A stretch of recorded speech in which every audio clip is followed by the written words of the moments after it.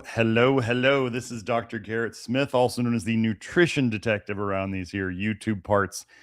And for this week's live stream, I decided to go back and redo one of what I consider my most important videos, which was where we're going to show that the science on vitamin A deficiency is very untenable and sus, and how pretty much all vitamin A deficiency symptoms, you could summarize it as a lack of meat. Really. Protein, zinc, taurine. You can show that all vitamin A deficiency symptoms can come from any one or multiple of those things. And yet none of these things are ever evaluated in studies. So we're going to go through that, and we'll go into the old video of me. You'll get to see me from like 5 years ago a little bit, and you'll get to see the research that I had 5 years ago, and then I went above and beyond and got even more research showing this whole farce. Now remember, the Rockefellers sponsored the original vitamin A research. Do you want to know why they sponsored the original research to find a vitamin? This is the legit story. So the Rockefellers were into pharmaceutical medicines. They were trying to create drugs. And what they suspected was they were like, we're going to run out of, back then, they literally thought, we're going to run out of drugs to make. Like, we can only make so many drugs. So we need to find something that's in food, and they're particularly into dairy. We need to find stuff in food that we can convince people they need more of. And so they started funding research into dairy. Funny thing, the very first vitamin that was discovered was vitamin A, and they call it A because it was the first one. Okay, and then there's D a little bit later, which is also found in dairy. And they had a big thing about calcium too. Like, you have to get obscene amounts of calcium. That you go look at the calcium RDA, and you'll figure out that there's no way in heck that a human can get enough calcium from foods while excluding dairy, if you go by their guidelines. So wait, you need a bunch of vitamin A, you need a bunch of vitamin D from food, you need a bunch of calcium. Weird that those are all in dairy, right? The Rockefellers have nothing to do with profit motive or making sure you're buying their stuff on bad science, because pharmaceutical science is bad science in general. Anyway, while we're on the topic, those of you who are doing the KG lipid cleanse, or if you just want, I found this thing while I was looking around on the interwebs, as I do, but if you want to get a fibro scan, okay, what's a fibro scan? It is, I believe it's ultrasound. I haven't looked into it that deeply, but it's a liver scan, like a literal scan of your liver. They can look for fatty liver, they can look for cirrhosis, they can look for all these other things. So let me show you what I found. You can possibly, depending upon where you live or how far you're willing to drive, you may get it for free. Now, I'm going to tell you there's some stuff here. So what I did, I'm in Tucson currently, so I was looking this up for somebody. I looked up self-pay fibroscan, right? Because I figured I wasn't going to go through my insurance, and people were asking me about it. So I just looked to see, where can I get it in Tucson? Okay, so what does it cost normally? $2.99. Free options. Wait, there's a bunch of free options in Tucson. So you can get here's a free one at Arizona Liver Health. All eligibility requires 18 years or older and fasting for 3 hours prior to the appointment. That's easy. Nosotros program, free scans to help identify stuff, but a specific focus on a Hispanic community. So if they were to tell me I couldn't get it, well, that would be racist, wouldn't it? Which would be humorous. There's another research place, year-round free fibroscans in the Tucson area without participating in a clinical study. And El Rio, which is a big thing here in town, again, free. Now, somebody's going to say, why is it free? That should be the first question, right? As they say, if you're not paying money for it, then you're the product, right? This is what social media is. Social media is just an ad machine. And so if you're not paying for it, they're using your information to make money to sell to marketers. So if we start going, why are they giving away all these liver scans for free? They're probably going to use it in a study. Okay, they're not going. They'll probably anonymize you. They won't know who you are. They'll just have like your age and whatever. And so they're probably using it somewhere to make some database of Americans and their liver conditions, and they're selling it somehow. Am I worried about that? This is like, okay, folks, some of you out there worry about the stories of the elites are drinking blood. They're drinking the blood donations. Okay, first of all, like Kelsey was telling me that some of the stuff, there's theories that porta potties, they're literally collecting the poop in there and doing biome studies on it. They're doing bacterial studies on it. And that's one of the reasons they put a bunch of methylene blue in there, is as a preservative to help them do all these biome studies. I'm like, okay, I got to poop. Like, I need to put it somewhere. I'm not going to put it on the ground. So why not in, well, here's the idea. Am I going to avoid using porta potties because they might be doing strange research on the bacteria in my poop? No, I'm not going to avoid using porta potties. If I have high ferritin and I want to donate blood, or I want to donate blood for some other reason, you're a guy on TRT because you haven't done enough of our stuff yet and fixed your testosterone, which we do. But anyway, whole nother point. You're a guy on TRT and your blood's getting too thick, if you will, too thick from the testosterone. And you need to go donate blood. Like, you can donate blood. What happens to the blood afterwards? Like, okay, here's the idea. Are you going to have your health suffer because you don't want to donate blood because you heard some stories on the internet? Or do you really care what happens to it after that? If they're helping you out, if the process is helping you out, what are you worried about? So if they're going to do a fibro scan for free, I mean, you can pay for it, then you're definitely not in the clinical study. You got an extra $300 to throw out there, go ahead. But if you want a free one, and I looked it up in Spokane, Washington, because that was the closest big city to where Kelsey lives, and I found that you could find free ones in Spokane. So what I'm saying is that if you live close to a bigger city, at least a decently sized city, go search like free FibroScan and the city, and you may be able to find it. So if you're going to do the KG lipid cleanse, if you watch that episode from 4 episodes ago, maybe, and you want to do it and you want to get a before liver scan and an after liver scan for free and help us out to show that we're doing good work, then that's one way to not add costs to you. And if you're going to do that, email us and tell us. Oh, another thing, folks, if you're having any trouble with the VIP store, remember, if you want to go check it out, we just launched the new website today.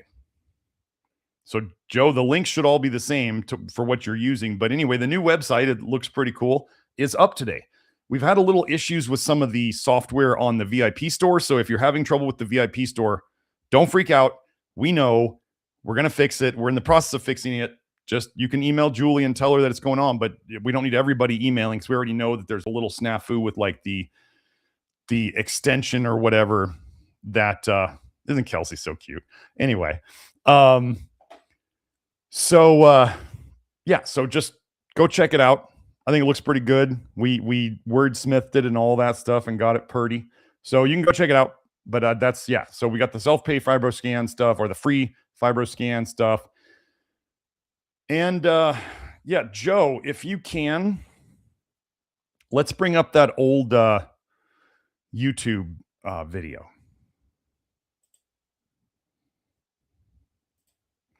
So what we're going to show is we're going to show you the YouTube video. So this was me.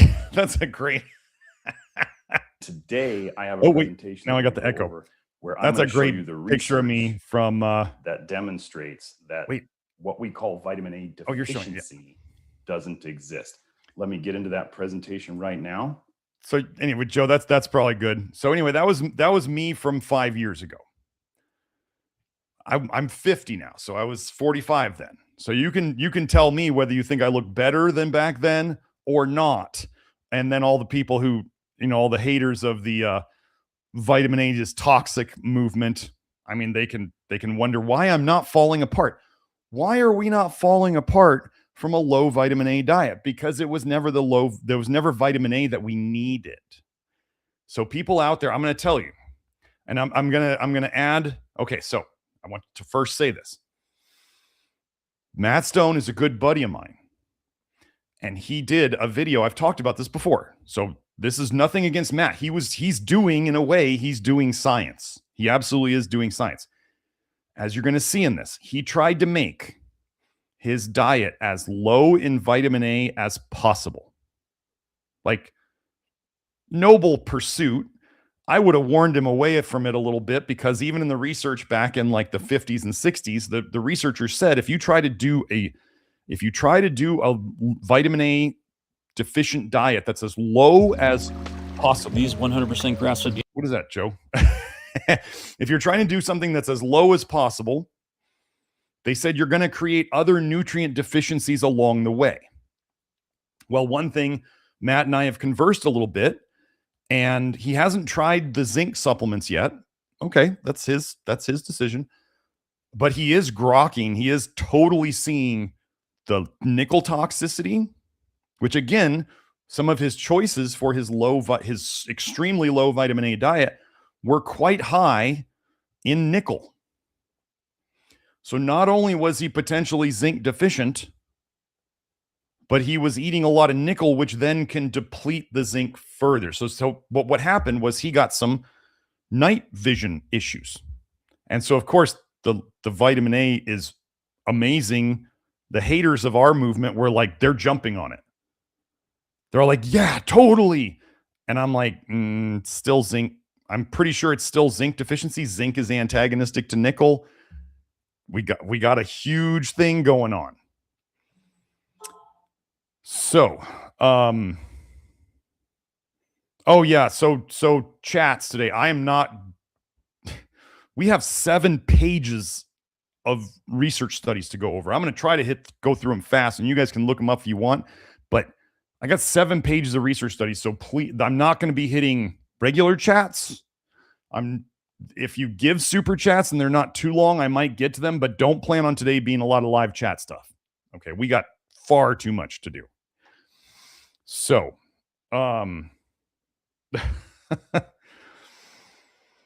okay, Joe, a super chat from Albert Kuiper. We'll just hit this real quick. Could I please share your opinion on using tretinoin retin-A in gel or cream form for facial skin care? I have been over this before. It literally murdered U.S. military veterans using it on their face. There's a large study that they stopped early. They gave these U.S. veterans retin-A creamed or gel or whatever to rub on their face to prevent skin cancer. Did it? Well, they stopped the study because too many of the vets who were getting the retin-A were dying early. So, no. And now, I don't have this study brought up, but now there is, if you look on PubMed, those of you who like to look, go look up magic vitamin A. Magic vitamin A. They're literally calling it magic in the research. It's 2 tretinoins bound together. It's 2 all-trans retinoic acids, 2 retin-A molecules bound together, and they're calling it magic vitamin A. And when you look at the research on the cytotoxicity and the cell viability, as in the survival of the cells, magic vitamin A has the least viability and the most toxicity of all of them. And they're just like, well, yeah, it's a little bit more than the other ones, but it's okay. And yeah, no, retin-A is a disaster. You are absorbing it into your system. And the veteran study here, let me just, I don't want to bring that up. I got too much to go over. You can find it. Go chat GPT. Hey, was there a study where they looked at U.S. veterans using retin-A or tretinoin? And you'll find it. Maybe I'll do that again in the future if it was in another video. But yeah, no, it's poison. It's absolute poison. Absolute poison. You may get some benefits from it for a while, and they'll be gone. And then you'll be left suffering. So, oh, Joe says we're having some issues with the the video. Let me see if I can close anything, Joe. Closed that. My AI database updating is stopped. Let me take this off. Joe, I'm not running anything that I can see.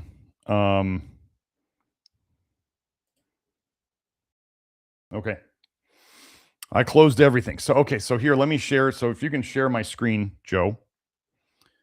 Let me do view and full screen. So this is, as we put this in, I put this in the live chat. Or Joe, did you put this in the live chat yet? I'll just throw it there if it's not already there. There it is. Joe put it in there. Okay, great. So this is what we're going to go through. And hopefully by the end of this, you guys will understand. Now what I'm going to say first, you must understand something, because if people go, well, vitamin A did this when they gave it, there's something very strange about the relationship between vitamin A and zinc. Does vitamin A do stuff? Does it do things? Yes, it does. What I've come to the conclusion of is that vitamin A, given in high enough doses, will cover up some zinc deficiency symptoms. Okay. So why are people using Retin A on their faces? Because it does something. It does something to their skin. Why are people taking Accutane? Because it literally breaks your oil producing glands in your face so you stop getting acne, while it's breaking your liver, while it's causing birth defects, while it's causing fertility problems in teenagers who should be the most fertile that they ever are in their life, and it's breaking their fertility system. So does vitamin A and vitamin A compounds do things? Yes, it does things. So does apparently compounds derived from Gila monster poison. Those are called GLP-1 inhibitors or antagonists or whatever it is. Semaglutide, retatrutide, like they do things. They're literally poisons that do things. Okay. Nobody has a deficiency in bee venom, but can people use bee venom to do things? The whole pharmaceutical industry is based on toxins that do something in the body. Does that mean they're good for you or that you need them? No. So the argument is not that does vitamin A do nothing. That's not what I'm arguing. We're arguing that what are called vitamin A deficiency symptoms are BS, and they're symptoms of other stuff. So could you take vitamin A to cover up symptoms? Of course you can. What is Retin A doing? Do you need zinc to help prevent acne? Yeah. Oh, wait. So they use isotretinoin, 13-cis-retinoic acid, which is made from vitamin A in your body, to shut that down. But they really need zinc.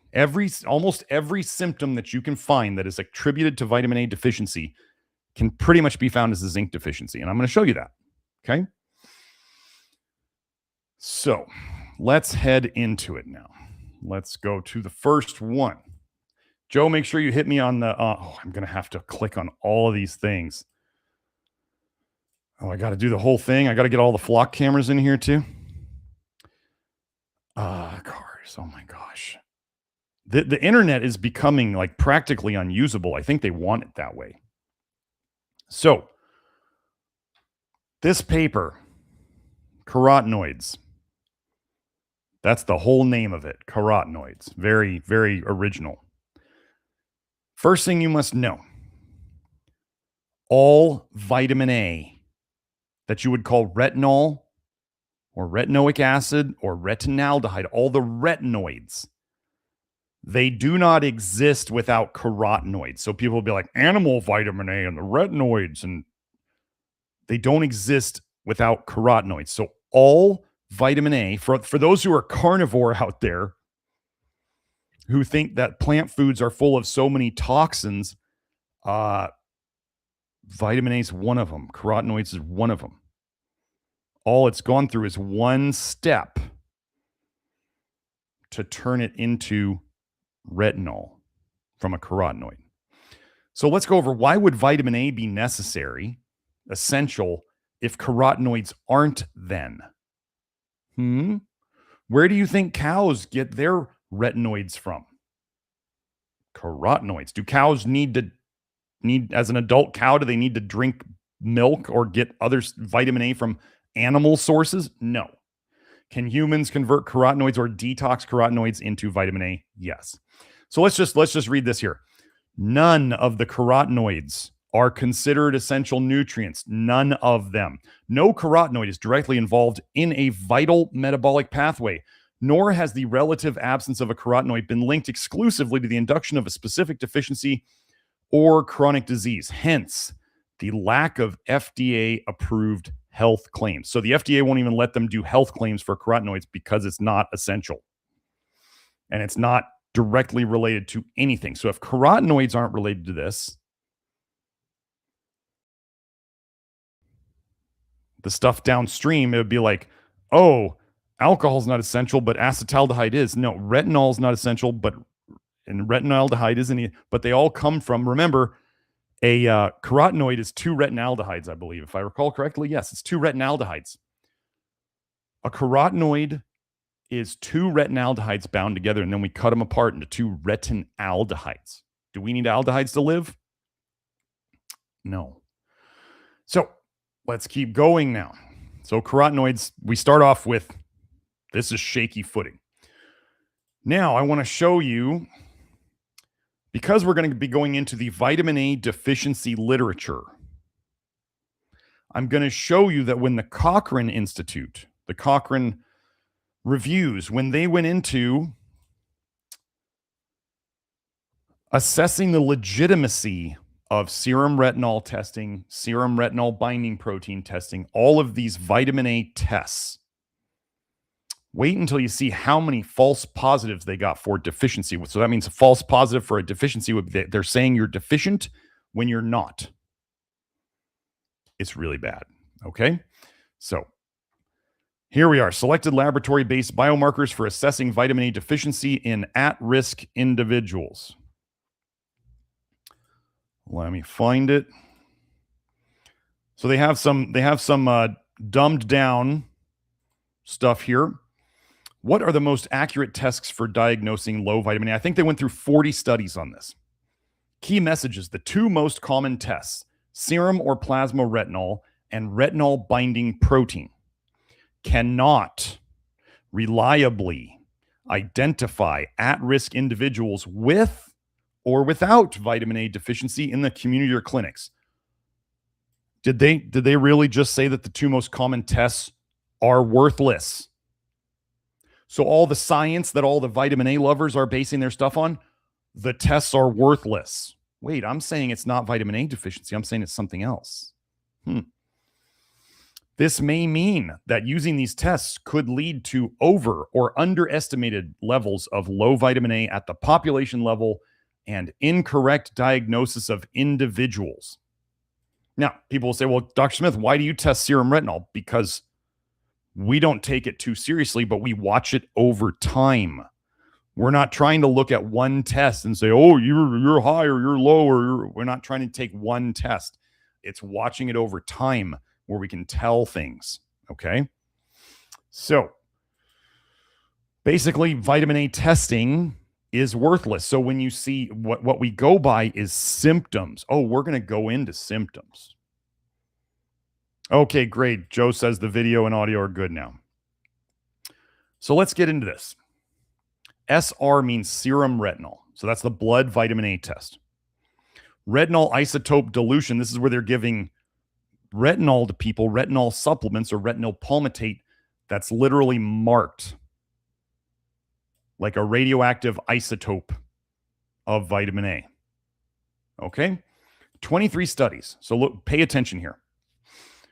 In 1,000 people where they're stating this, where 100 of the 1,000 people, this is the when they went through the research, this is the theoretical statement they're making.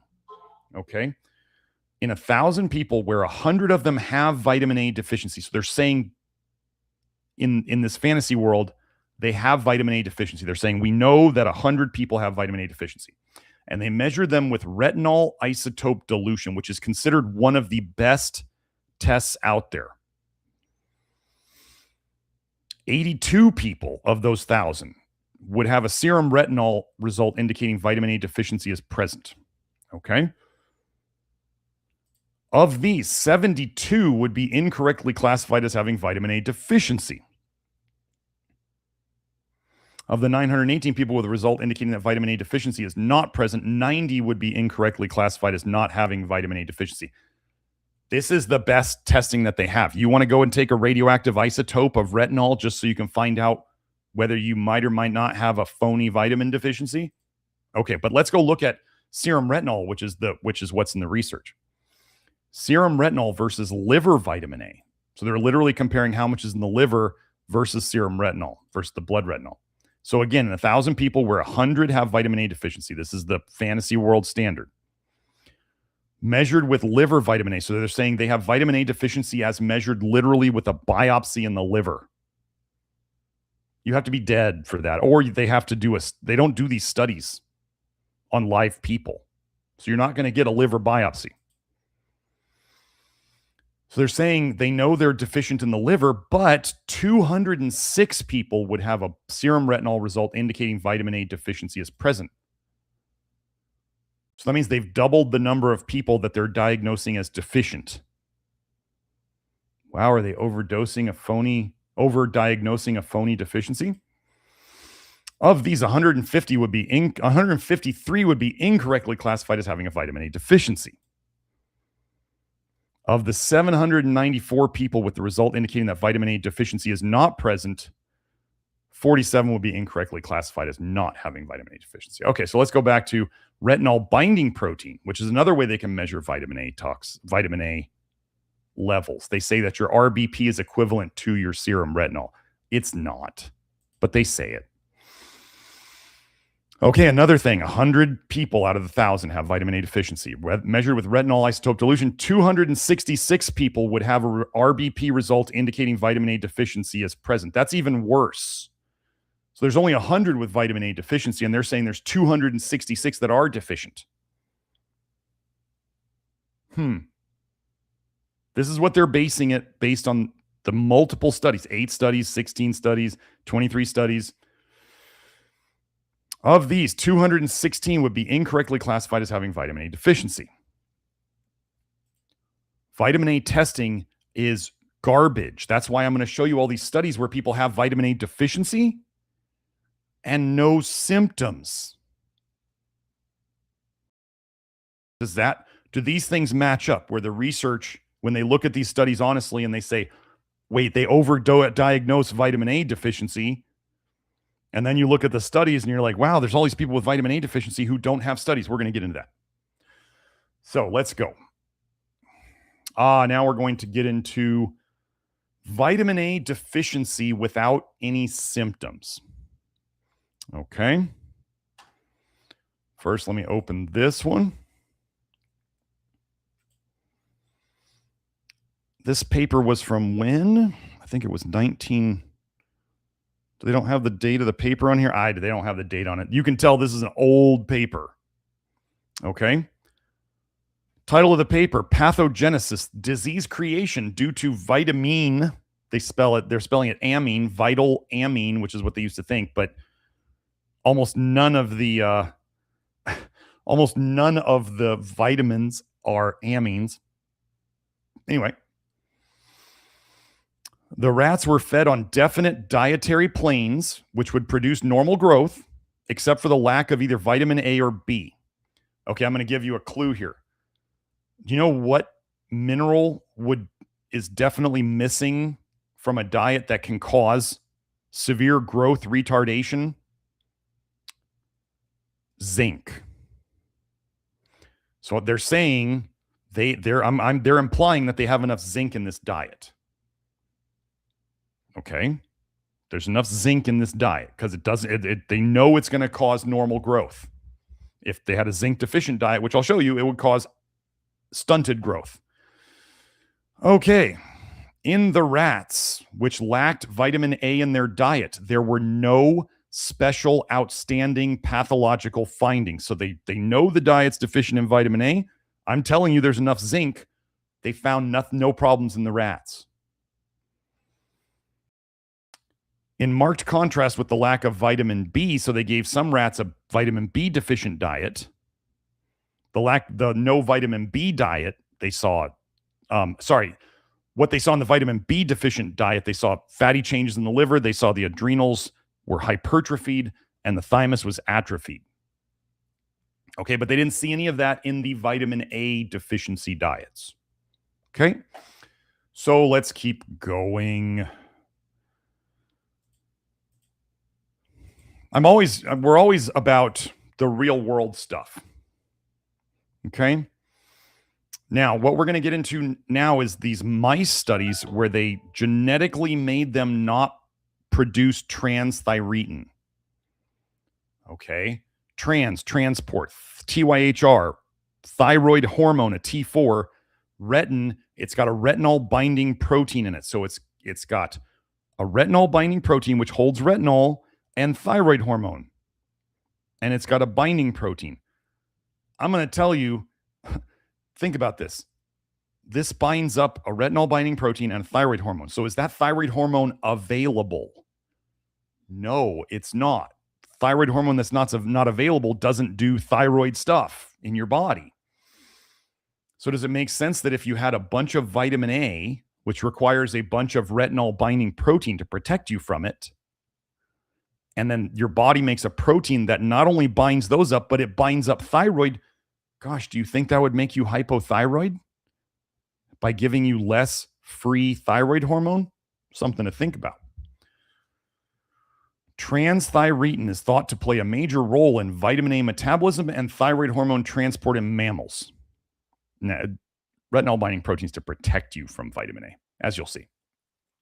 To invest the physiological role of TTR protein in the development of the embryo and the adult, we use gene targeting techniques to generate a null mutation at the mouse TTR locus. So they poison the mice in some way to change their genetics.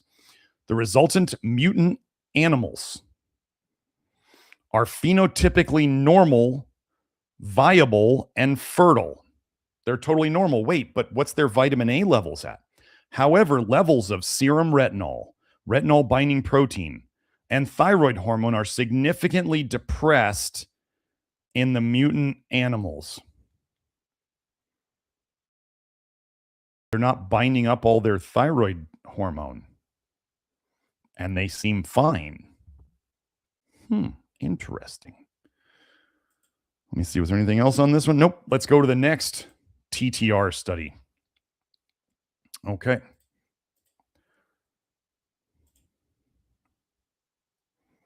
So this is the same type of mouse. Studies on the metabolism of retinol and retinol binding protein in transthyretin deficient mice produced by homologous recombination. In pooled plasma from the TTR without the TTR, that's the minus, TTR minus mice, retinol levels averaged 6% of those of wild type animals. So they are severely vitamin A deficient in their blood. And as you saw in the last study, nothing happened to them. Similarly, plasma retinol binding protein in the TTR minus mice was found to be 5% of wild type levels. Wow, those are very close numbers. Retinol binding protein, 5%, 6%. Hepatic retinol and retinol ester levels were similar for mutant and wild type mice, suggesting that the mutation affects neither the uptake nor storage of dietary retinol. Okay. There's no vitamin A floating around in the blood, but doesn't retinol binding protein transport vitamin A so the body can use it? Wouldn't they be falling apart? Let's keep going. One more study on these mice. Come on.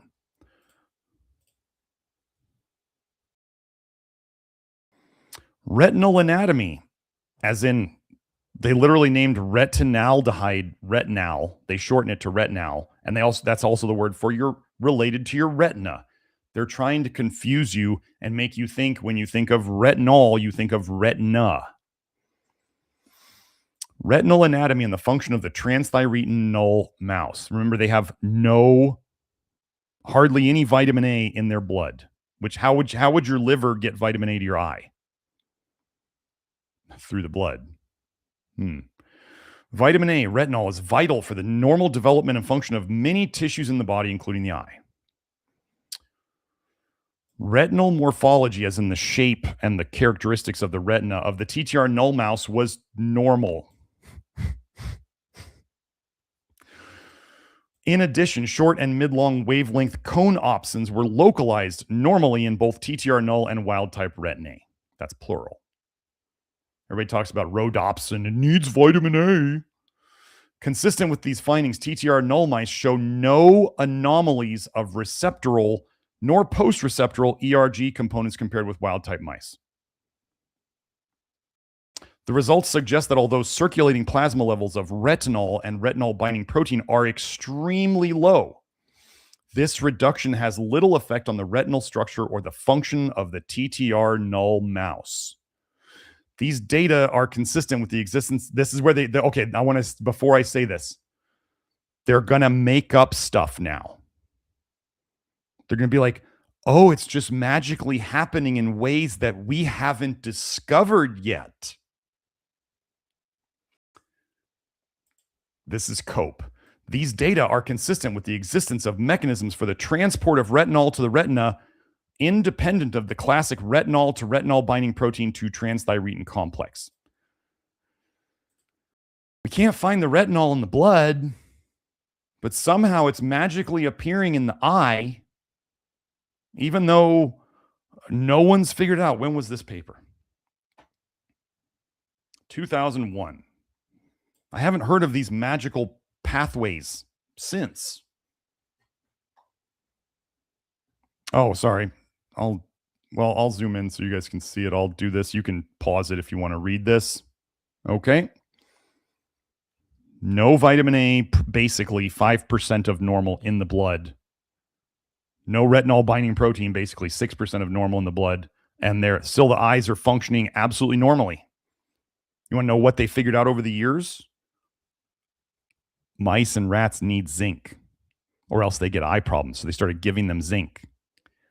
And now in this paper, they can't reproduce the eye problems that are supposedly vitamin A. You're going to see this connection over and over and over again. So now we're into humans. Okay, so this is observed deficiency studies. So where they find people who are deficient and they look for symptoms. This is the most, like, they know people are not eating it or they're very low. They test them. And then they do or they don't have symptoms. Now, remember what I'm going to go over. So before you look at this and you're like, well, some of the people have vitamin A deficiency symptoms. Protein deficiency. I'm going to show you so many studies on protein deficiency causing vitamin A deficiency symptoms. I'm going to show you zinc deficiency causing vitamin A deficiency symptoms. I'm going to show you taurine deficiency causing vitamin A deficiency symptoms. So do you think any of these people could have had any of those other problems? Well, I'm also going to show you that when your zinc intake goes down or your protein intake goes down, like in third world countries where they don't eat meat, which is where all the vitamin A deficiency studies are done, Africa, Bangladesh, India,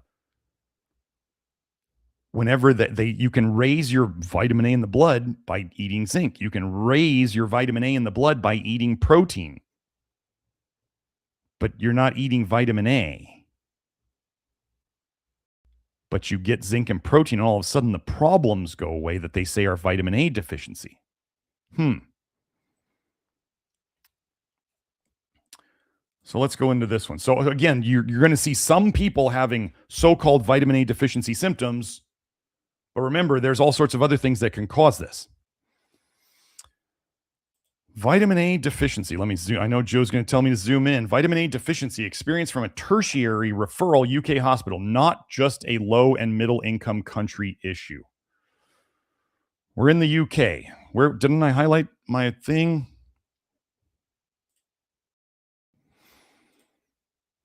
Of 628 requests for vitamin A levels from 2012 to 2016. 110 serum retinol concentrations were low or deficient in a total of 82 patients. As we just went over, those are going to be overdiagnosed. 62 patients were deficient by the World Health Organization criteria, whilst 48 were defined as having low serum retinol concentration. So they're close to the low cutoff. They're not there yet. There were a further 17 patients with a serum retinol concentration between 1 and 1.04 micromoles per liter who were not defined as abnormally low according to the laboratory assay utilized, and thus not in the current study. But I'm going to tell you, anything 0.7 and up is technically okay by their standards. But a range that could be considered as low. So see, they keep raising the low end. They're like, oh, the World Health Organization says it's here, but we're going to make a new category for like sort of low. And then we're going to add another category for, could be low too. This is not science anymore.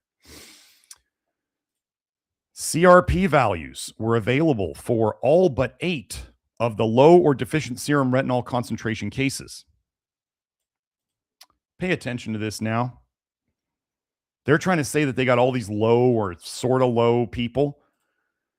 The majority of patients, 80% of patients, did not report symptoms, and their hypovitaminosis was only diagnosed as part of the management of their chronic disease. Okay, so when you're trying to do science and you have a test and you're saying that everybody's low and nobody's coming up, 80% of people are not coming up with symptoms. Sketchy. Okay, so let's keep going.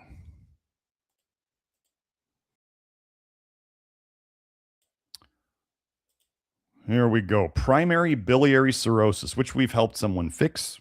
Dark adaptometry. This would be like night vision, electrooculography, and vitamin A state.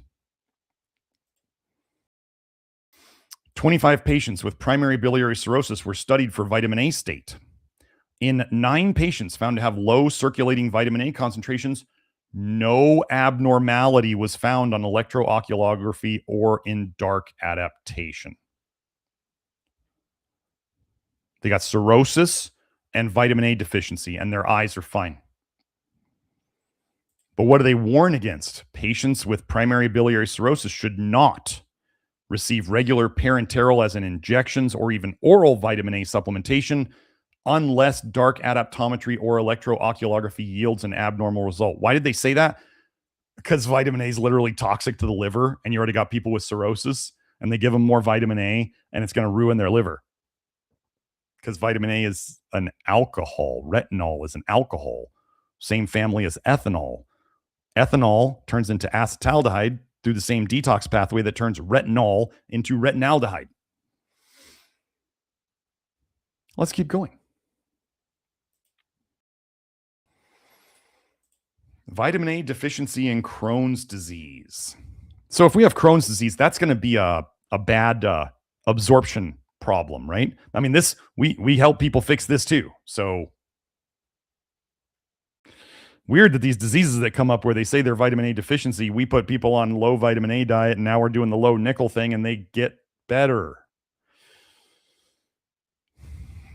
52 patients with Crohn's disease, 31 outpatients and 21 inpatients. So that the outpatients, right, they're just coming in and visiting. They're not as bad.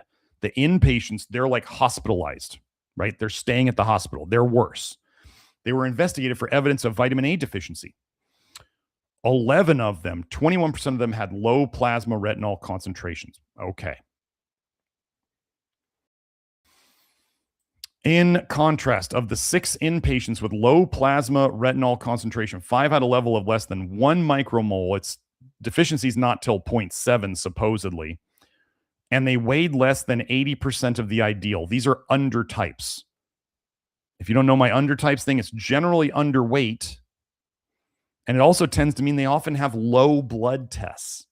Undertypes are, this is not a judgment, undertypes are worse off. Underweight people are worse off than overweight people. It's just my observation. And that's in the research too, that underweight people literally die sooner than overweight people. So, 3 of them had impaired dark adaptation and a plasma retinol concentration of less than 0.8.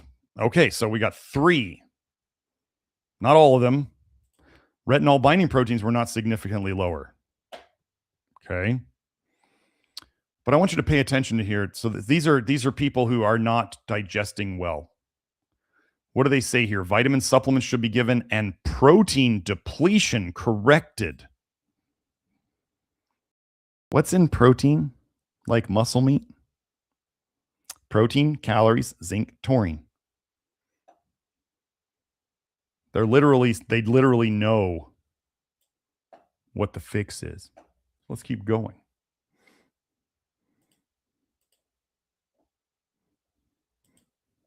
But what I'm getting at is not everybody with vitamin A, their so-called vitamin A deficiency is showing the symptoms. It's a very big pattern. It's like way more than 50% already if you average these up. So what do we have here? Dietary vitamin A intake, coverage of vitamin A mega dose supplementation, and prevalence of vitamin A deficiency among marginalized children, poor kids, 6 to 59 months, so up to 5 years old, in Angawadis of Chandigarh. A multi-stage cluster sampling survey. So this is India, right? These are, okay, can you imagine marginalized kids in India? You think they're getting a lot of meat?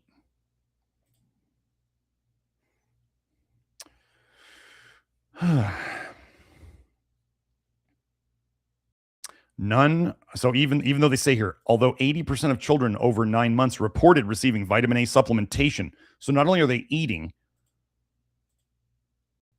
they're eating dietary intake of vitamin A rich foods. In the ones who get it, only 20% of them got it, but 80% of them said they're getting vitamin A supplementation. So there's okay, pay attention here. Only 20% of them are eating vitamin A rich foods and vegetables. And they're saying that basically only 38% had documented record of age appropriate complete supplementation. So how bad are they? Are they all falling apart because of vitamin A deficiency? None of the children showed ocular manifestations of vitamin A deficiency. None of them. For the subjects in which C-reactive protein levels were less than 5 milligrams per liter, 35% of them had serum retinol less than 0.7, and 2.3% of them had serum retinol less than 0.3. You know how hard it is to get people below, like 0.7 micromoles per liter? If you're doing the American units, is about a 20. Most people who come to me have vitamin A levels in the 40s, 50s. The really bad ones are up in the 60s, 70s. So a 0.7 is equivalent to a 20. 0.7 micromoles is equivalent to a 20 of, I think it's micrograms per deciliter. And they're saying 2% of them had serum retinol, so that would be below like an 8 in American units. None of them have eye problems. None of them. Let's keep going.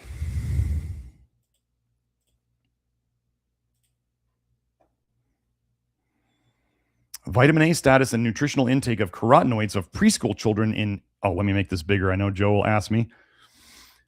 Of preschool children in Ijayi Oriel community in Nigeria. Okay, so Nigeria, we have another potential population that is maybe not eating a lot of meat. Remember, all the vitamin A deficiency studies are always in low meat eating third world countries. That's where they are. Hold on, let me see what's going on here.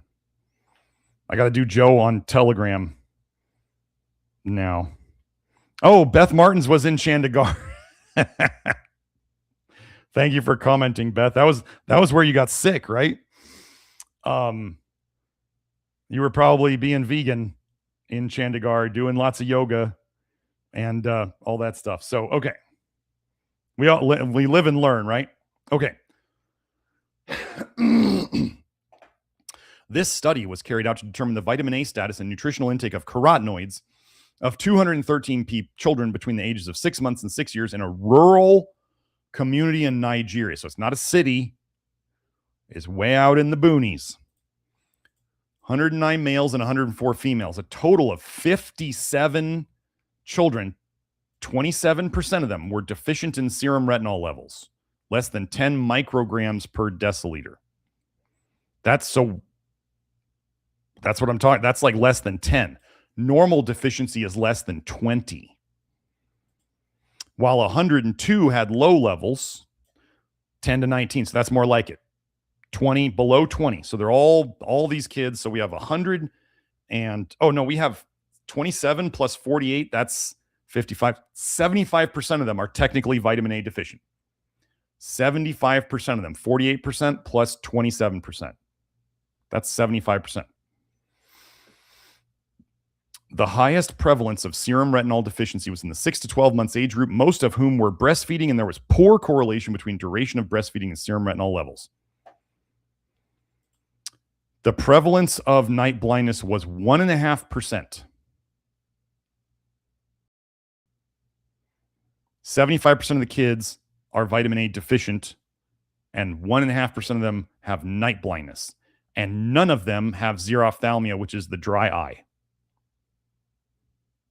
Is vitamin A really science at this point?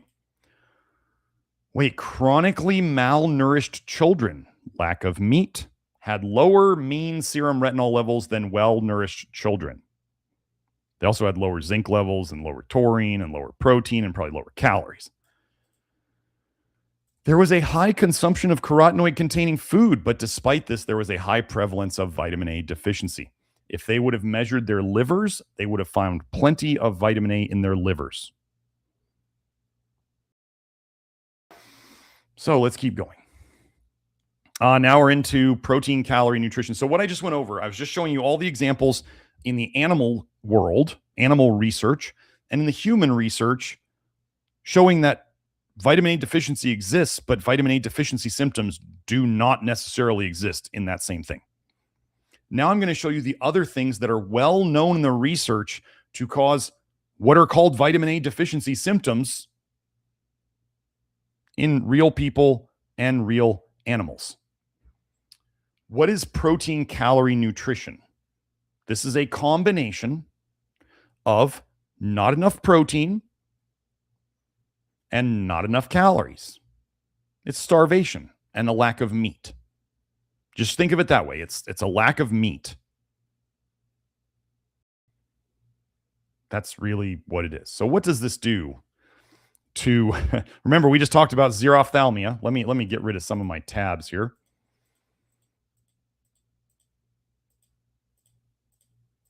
Okay.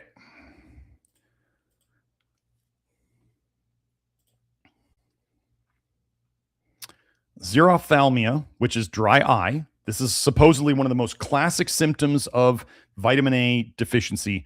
Dry eye then leads to keratoconus, which is the bump on your eye from your eyelid scraping your eye. Okay. Xerophthalmia and protein malnutrition in Bantu children. We're looking at South Africa. Okay. Previous report, so I can't highlight this, or can I? No. Xerophthalmia occurs not uncommonly in the Republic of South Africa. Not uncommonly. That means common. But wait, what changed? Previous reports of xerophthalmia in the Republic of South Africa are few, so something changed. Did they start supplementing vitamin A? Kark, or did they start eating less meat? Kark and Kleinerman stated that xerophthalmia infrequently accompanies protein malnutrition. Wait, so it goes along with protein malnutrition, and eye symptoms, when present, seemed to be due to vitamin B deficiency, not vitamin A. Uman, McLaren, and Escapini did not mention the Republic of South Africa in their recent survey of xerophthalmia. Point 2, xerophthalmia is closely related to protein malnutrition.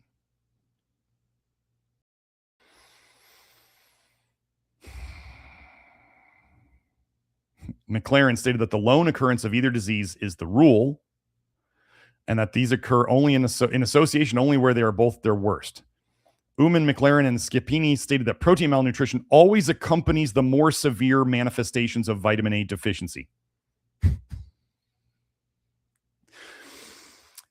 Protein malnutrition always, 100% of the time, accompanies the more severe manifestations of vitamin A deficiency. It's called COPE. Uman argued that xerophthalmia is a precursor, comes before protein malnutrition really hits, and considered that the eye signs are primarily related to vitamin A deficiency.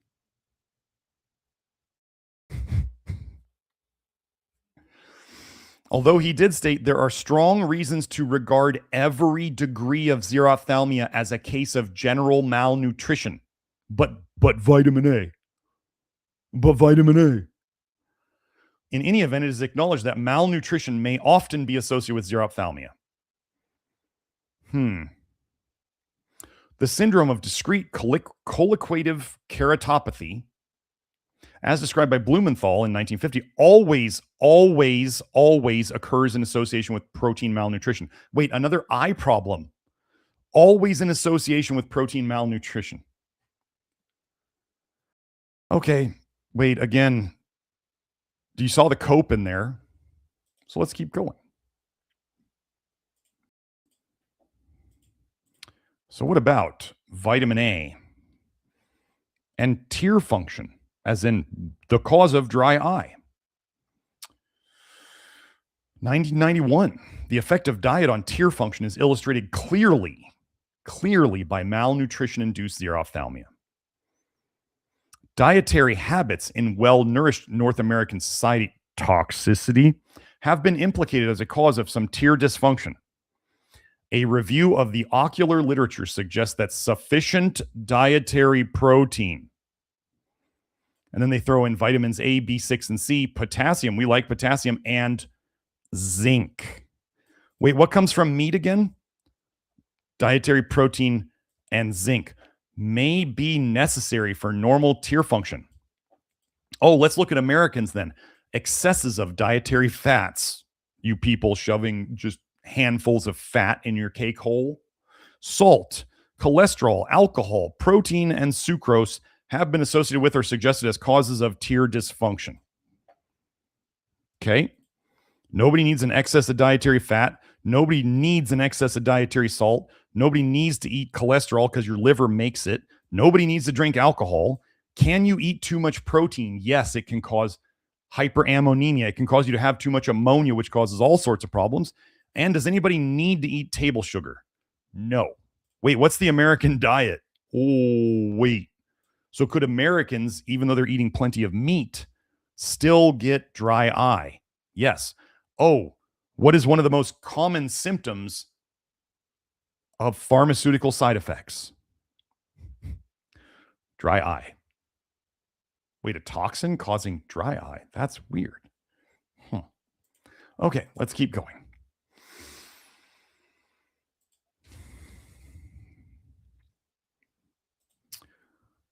Plasma vitamin A, retinol binding protein, and prealbumin concentrations in protein calorie malnutrition. Response to varying dietary treatments.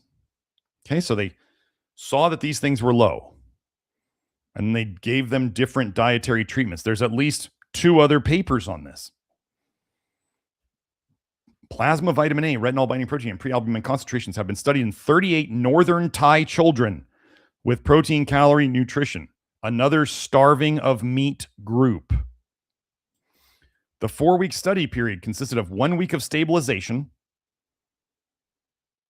So they gave them enough protein and calories to get them stabilized, followed by 3 weeks of treatment with formula diets varying in their protein and calorie content.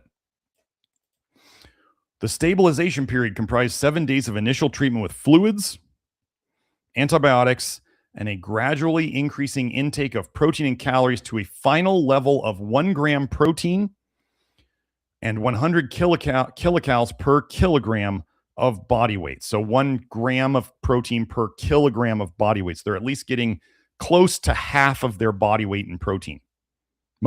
Many of you out there, some of you ladies are not getting anywhere close to this. And you wonder why you're not getting better. I'm going to say it right now. Minimum. There will be people out there who will twist my words and say I'm saying that adults need only 50 grams of protein a day. I'm not saying that at all. And if you hear someone saying that I said that, they are dishonest. They are lying. They are trying to basically make me look bad because They probably already look bad. So 50 grams, 50 grams minimum protein for an adult. If you're an adult, this is like the World Health Organization minimum protein. The World Health Organization deals with starving people. Some of you ladies, especially, are not even eating 50 grams of protein a day. If you've never counted it up, that's like half a pound of meat a day. If you're just getting your protein from meat. That's the minimum. That's not a good amount. That's the minimum. Does everybody understand? Like, I don't know how to make this any more emphatic.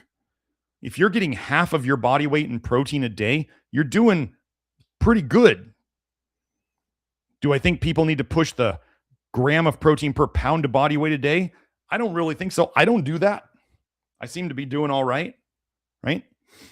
If you want to get more bang for your buck, here's the funny thing about a lot of these third world countries where they're not eating enough protein. You want to know what they eat a lot of on their food? MSG. MSG is the cheapest protein powder booster that you're ever going to come across. That's why they don't all die of protein malnutrition, because they're all using MSG out there. And MSG takes any protein you're eating and makes it more effective. I've shown that in the MSG episode. Okay, so they bumped up their protein, they gave them antibiotics, and they gave them fluids. During this period, so I want you to see, they gave them antibiotics, they gave them fluids, and they gave them more food, more calories. They didn't say they gave them more vitamin A, did they? During this period, vitamin A went up, retinol binding protein went up, and prealbumin levels all showed significant increases compared to admission values, whereas plasma albumin and total protein did not change. What I'm telling you is that, I mean, they gave them protein, they gave them calories, they gave them water, they gave them antibiotics. They didn't say they gave them more vitamin A. They didn't supplement them vitamin A, and they watched their vitamin A levels go up.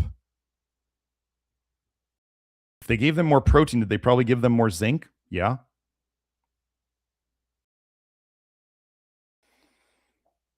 These studies demonstrate that plasma retinol binding protein and prealbumin concentrations are more rapidly responsive and sensitive to dietary protein intake than is plasma albumin concentration. Furthermore, the absence of a 24-hour rise in plasma retinol binding protein after parenteral, that's either they tube fed them or they gave them injections, after parenteral vitamin A provides further evidence that hepatic retinol binding protein synthesis is impaired in protein calorie malnutrition. Retinol binding protein. What do you need to make proteins? What do you need to make proteins? You need amino acids or protein. What does retinol binding protein do? It protects you from vitamin A. If your body doesn't want vitamin A running around in the blood and it can't make retinol binding protein to go in the blood to protect you, what will it do? It will hold the vitamin A in the liver. So what do we see in tests? We see low vitamin A in the blood, and there's tons of vitamin A stuck in the liver. Is there a vitamin A deficiency going on? No. That's what we just saw in those other studies. So, protein calorie malnutrition. Let's keep going. I'm gonna hit on this hard because this is just, a lot of you folks are not eating enough protein, even though you still think I eat meat every day. If you've never totaled up your protein grams in a day, you need to. Relative significance. Oh, sorry, Joe. Let me get in there. Relative significance of protein calorie malnutrition and vitamin A and carotene level in the etiology, the cause of xerophthalmia, dry eye in Indian children. Again, not going to be a lot of meat eating, and there's going to be tons of curcumin and vitamin A and all that stuff. Clinical entity of xerophthalmia has been recognized since ancient times by the Egyptians, and it was attributed to inadequate diet. With the time, various teams of workers observed that vitamin A and protein calorie nutrition played a significant role in the clinical manifestation of xerophthalmia. It was also stressed that it is not only the deficiency of vitamin A alone But an additional factor of protein calorie malnutrition is essential to cause xerophthalmia. You must, just like they said in another paper, there must be protein calorie malnutrition to cause xerophthalmia. Do you understand what they just said there? You could have vitamin A deficiency and not have xerophthalmia. The only way you can get xerophthalmia is if you have supposedly vitamin A deficiency and protein calorie malnutrition. But didn't they just show that fixing protein calorie malnutrition raised vitamin A in the blood, even though they didn't eat any more vitamin A? Do you understand that the vitamin A part of this is all BS? Your eyes need protein. Okay, protein energy malnutrition, vitamin A deficiency, and night blindness in Bangladeshi children. You see where they go for these studies? Why aren't they doing it in America? Our results showed that night blindness was associated with protein energy malnutrition when using the mid-upper arm circumference. So they measured around the bicep. They're basically measuring the bicep as a measure of nutritional status. So they said when the kids are obviously starving, that's when night blindness hits. Oh, wait, again, it wasn't vitamin A deficiency.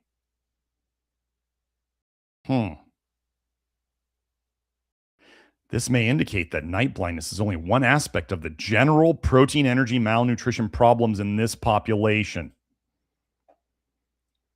Okay, they're just starving. It's not that they don't get enough vitamin A foods. They're literally starving and their eyes are falling apart. One of the things that I did not like that happened in the low vitamin A community as a whole, some people trying to go as low as possible probably really stunk on their protein intake because they started going, beef has too much vitamin A. And I'm like, I never said that.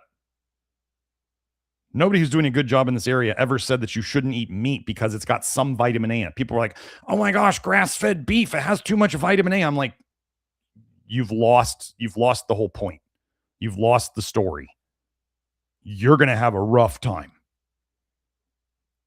Nobody in my world ever said that.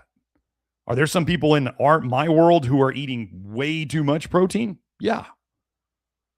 Like when I hear people eating beef 3 times a day and then they're like, gosh, my ferritin's high, doc. Why is that? And I'm like, what'd you think was going to happen? You're shoving iron in your cake hole 3 times a day, the most absorbable form of iron that you could take. Maybe eat less red meat. I never said to eat red meat 3 times a day. I never said to go vegan. We're trying to find somewhere in between. Some people are going to eat chicken and turkey more than they eat red meat, and they do better that way. Okay? If you got high ferritin and you're shoving red meat in your cake hole 3 times a day, and you got high ferritin, you might want to reconsider that. But nobody's saying that you shouldn't eat muscle meat because it's got some vitamin A in it. Don't want you to get protein malnutrition now, do we? Okay, let's go into this one. I remember very early on in the low vitamin A days, we were hearing about people who were trying to go as absolutely low as possible on vitamin A. And they were literally making their diets centered around like white flour, white sugar, refined coconut oil, and I don't even know what else. They were eating a completely refined powder type diet. And they didn't feel good. No-ish. Really? You're eating a stupid diet and you feel bad? So again, I've never been one to say that vitamin A was all the problems. Now we're on the nickel thing and we got the copper thing and we got the manganese thing and we got all these things that we are working on. We were never just all about vitamin A. And I even allowed people to have some butter at the start because I was like, if you're going to quit the program because you can't even have a little bit of butter, I'd rather you had a little bit of butter and stayed on the program.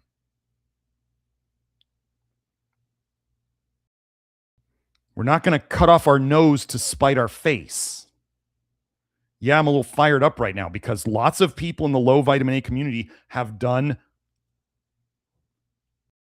unwise things because they're either trying to be maxers or they're trying to be minimizers, and they're not using their brains. They just think more is better, whether it's more as less or more as more. Don't do that. The role of retinol binding protein in protein calorie malnutrition. So retinol binding protein is what your body uses to protect you from retinol. Retinol stored in the liver. Your body will hide retinol in the liver as much as it can from your system if you cannot make retinol binding protein, which requires protein to make it, and zinc. So here we go. Plasma retinol binding protein is decreased to 1.62 milligram plus or minus this, or 30% of normal in the acute stage of kwashiorkor. That is protein energy malnutrition. That's like true starvation. What happens when you eat some more food? Retinol binding protein doubles its plasma level after 1 week and triples after 2 weeks of appropriate refeeding. In the research, they say you can test serum retinol or you can test serum retinol binding protein, and they're basically going to give you about the same answer in terms of vitamin A deficiency. Why would retinol binding protein go up just from eating more protein unless you needed it to protect you? Okay.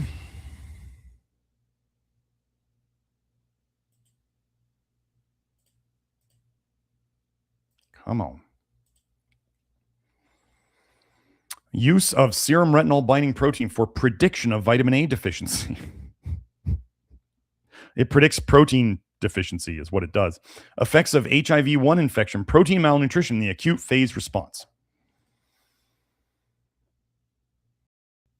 The relation between RBP and retinol was examined in a cross-sectional study of 600 Kenyan, right? We're back in Africa, women.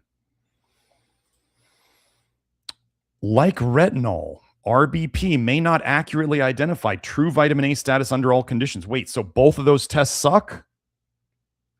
Because the acute phase response and protein malnutrition depress retinol binding protein concentrations.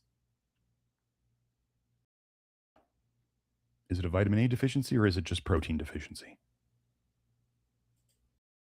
Oh, now we're going to get into a fun one. Cystic fibrosis. Because, right, cystic fibrosis, they'll say, oh, cystic fibrosis people need to take lots of fat-soluble vitamins. You got to take fat-soluble vitamin D, and you got to take fat-soluble vitamin A, and you got to take fat-soluble vitamin E. You got to take vitamin K. You got to take all this stuff because you can't absorb fat. Okay? Let's get into it. We're going to hit on some things that this will just, intelligent adults with children will understand this very quickly. And those of you who can think back to when you were a teenager. Vitamin A deficiency and nocturnal vision in teenagers with cystic fibrosis. Teenagers. Do you think protein intake could be a problem with teenagers? Do teenagers like to rebel? Maybe parents telling them you've got to eat enough protein. They might say, piss off. I'm not going to eat protein. I'll eat what I want. I'll eat Lucky Charms all day. I'll eat bread. I'll eat rice. I'll eat, they'll be vegan because the animals, right? Teenagers are just something else generally. My teenagers are good. Maybe it's because I keep them sane with a good diet. I don't know. Okay.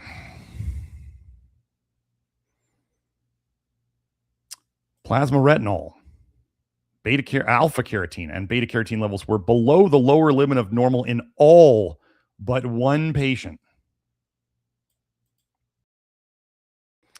5 out of 10 patients, they had a normal eye exam.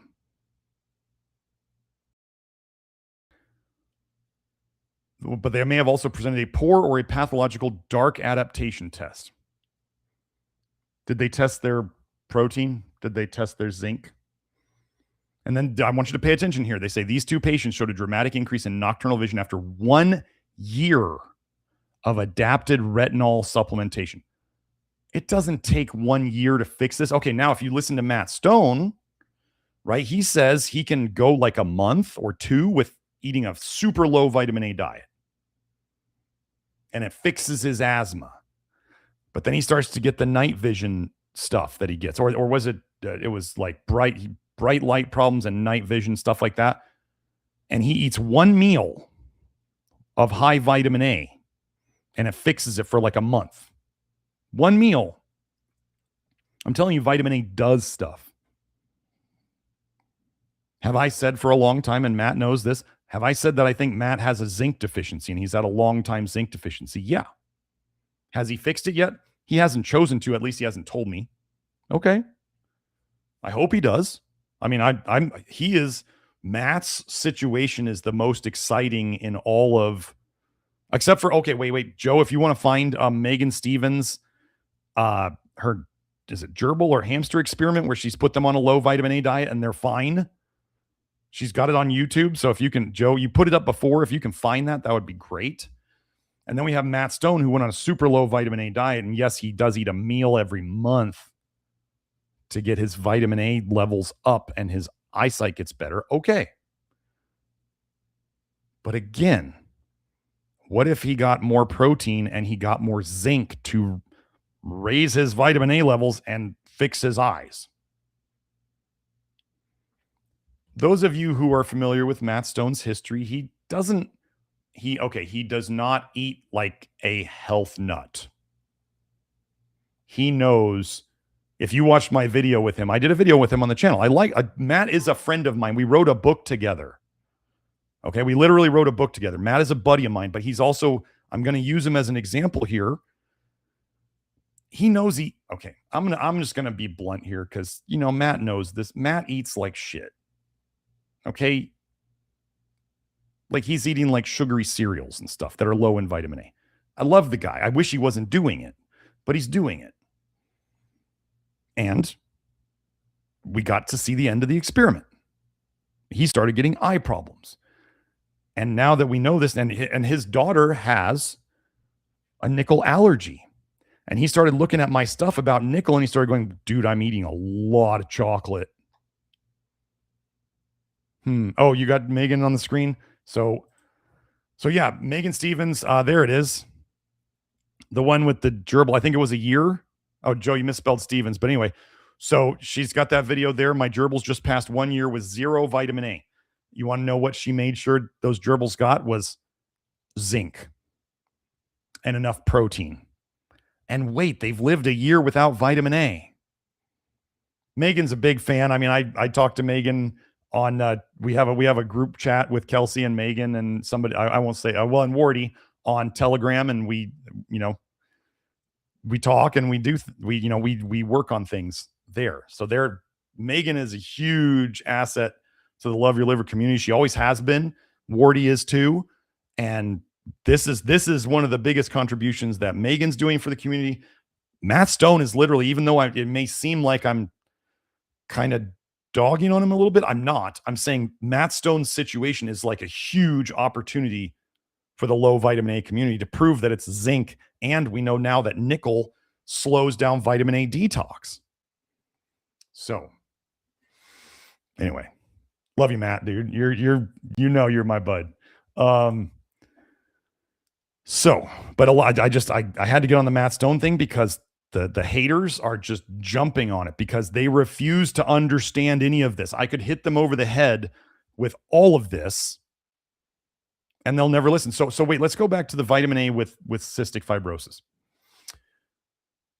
Conclusion: low vitamin A levels occur frequently in clinically stable, eutrophic, and retinol supplemented cystic fibrosis adolescents. So they're clinically stable, retinol supplemented.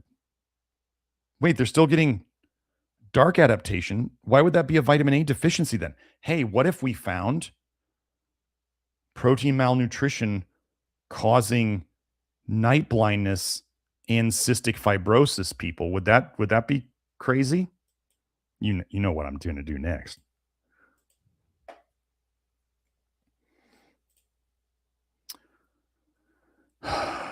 Protein energy malnutrition as the first manifestation of cystic fibrosis in infancy.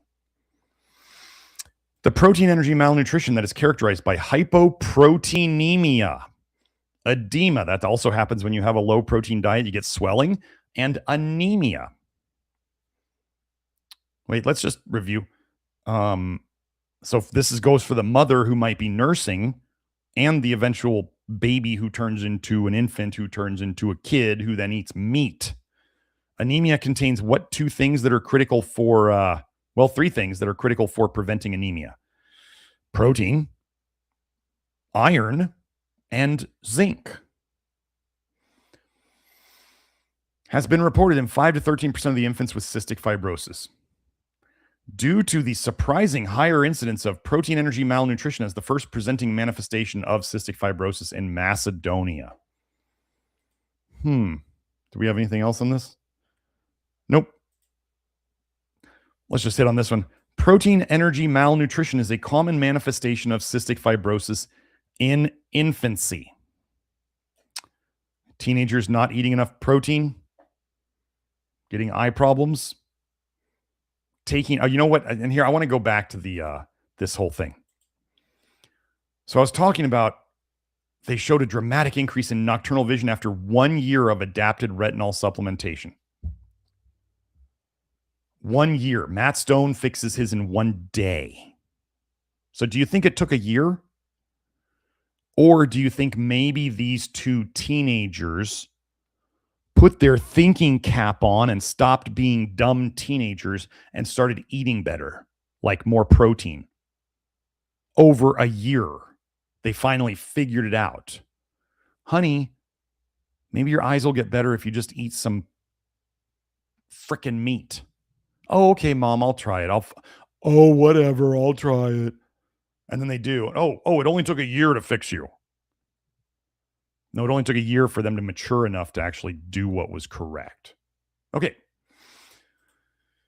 Now we're going to get into zinc deficiency. So remember, protein deficiency, zinc deficiency, taurine deficiency, these would all come about because a lack of meat. Meat. Okay. So first, actually, let me get rid of some of these tabs. Zinc and its deficiency diseases. So let's just make sure here. So the biggest thing that they talk about with vitamin A deficiency, they talk about dry eye and they talk about night blindness. Okay. We love zinc. Let's go over some of the deficiency diseases associated with zinc. The pervasive, that means it's everywhere. Role of zinc in the metabolic function of the body results from its function as a cofactor of a multitude of enzymes.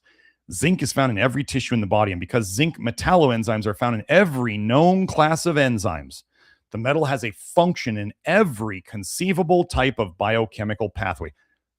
Vitamin A doesn't have that. Symptoms resulting from zinc deficiency are as diverse as the enzymes with which the metal is associated. If chronic, severe, and untreated zinc deficiency can be fatal. Never heard of anybody dying from vitamin A deficiency. They could die of starvation. Less drastic symptoms include infections, hypogonadism. Ladies and men, if you have hormone problems, you probably need some zinc. Weight loss, undertypes, emotional disturbance, dermatitis, skin stuff, alopecia, losing hair, impaired taste acuity. That's the losing your sense of smell and sense of taste that they talked about with the coof. What's this one? What is this one? Wait. Zinc deficiency causes night blindness? That's crazy. Poor appetite, delayed wound healing, and elevated blood ammonia levels. Many symptoms of zinc deficiency result from poor diet consumption. But often the most severe symptoms result from other factors, including excessive alcohol use. It depletes your ADH. Liver diseases, malabsorption syndromes, renal disease, enteral or parenteral alimentation, that's tube feeding or IVs or injections, administration of sulfhydryl-containing drugs. Sulfur inhibits detox. We say that over and over. Drugs depleting zinc. Zinc is needed for detox, so they would compete. And sickle cell disease. The most severe symptoms of zinc deficiency occur in young children affected with the autosomal recessive trait acrodermatitis enteropathica. This disease results in a decreased synthesis of picolinic acid. Hey, is that what's in zinc picolinate? and picolinic acid can also be made from nicotinic acid, flush niacin, which causes an impaired ability to utilize zinc from a common food. Because simple laboratory analyses are often not reliable in determining zinc nutriture of a patient, they're good enough. But wait, what do? We get zinc on hair testing and blood testing. Most places only ever do it once. One of those. These symptoms caused by suspected zinc deficiency are best verified by the oral administration of zinc dipicolinate, which is just zinc picolinate. Don't go looking for zinc dipicolinate. You won't find it. This zinc compound is efficacious and safe and would provide an accurate means of identifying symptoms that do result from zinc deficiency. Wait, so they're saying, in their opinion, zinc testing isn't adequate. It's not good enough. So how do we really know if it's a zinc deficiency? You give zinc. You correct the deficiency. Wait, so what were they doing on those protein malnutrition and vitamin A studies? They started giving them food and protein, and they saw the problems go away. But then they'll still be like, but it's vitamin A deficiency. But it only happens if there's protein malnutrition. But it's vitamin A deficiency. This is nonsense. All of this vitamin A stuff is nonsense. Oh, Bitose spots. Yes, let's go over this one. BITOTS. I'm just going to call it BITOTS spots because it rhymes. Vitamin A status of children in 5 Ecuadorian provinces. So BITOTS spots are supposedly what they call pathognomonic. Means that if you find BITOTS spots, you've pretty much found vitamin A deficiency. That's what they're going to say. Of the 1,232 survey children whose serum retinol levels were measured, 18% and 2% were found to have levels below 0.7. That's deficient. So that's 18% were below 0.7 and 0.35. So that's like 10. So this is 0.7 is 20 in the American units and 0.35 would be 10. So 20% of them were below 20 and 2% of them were below 10.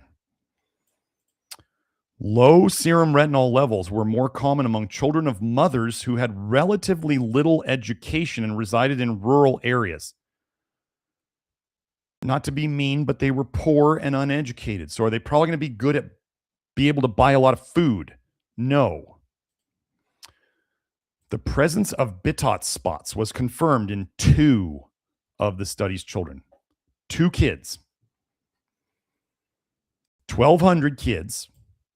20% of those were low in vitamin A. 20% of this is what? 246.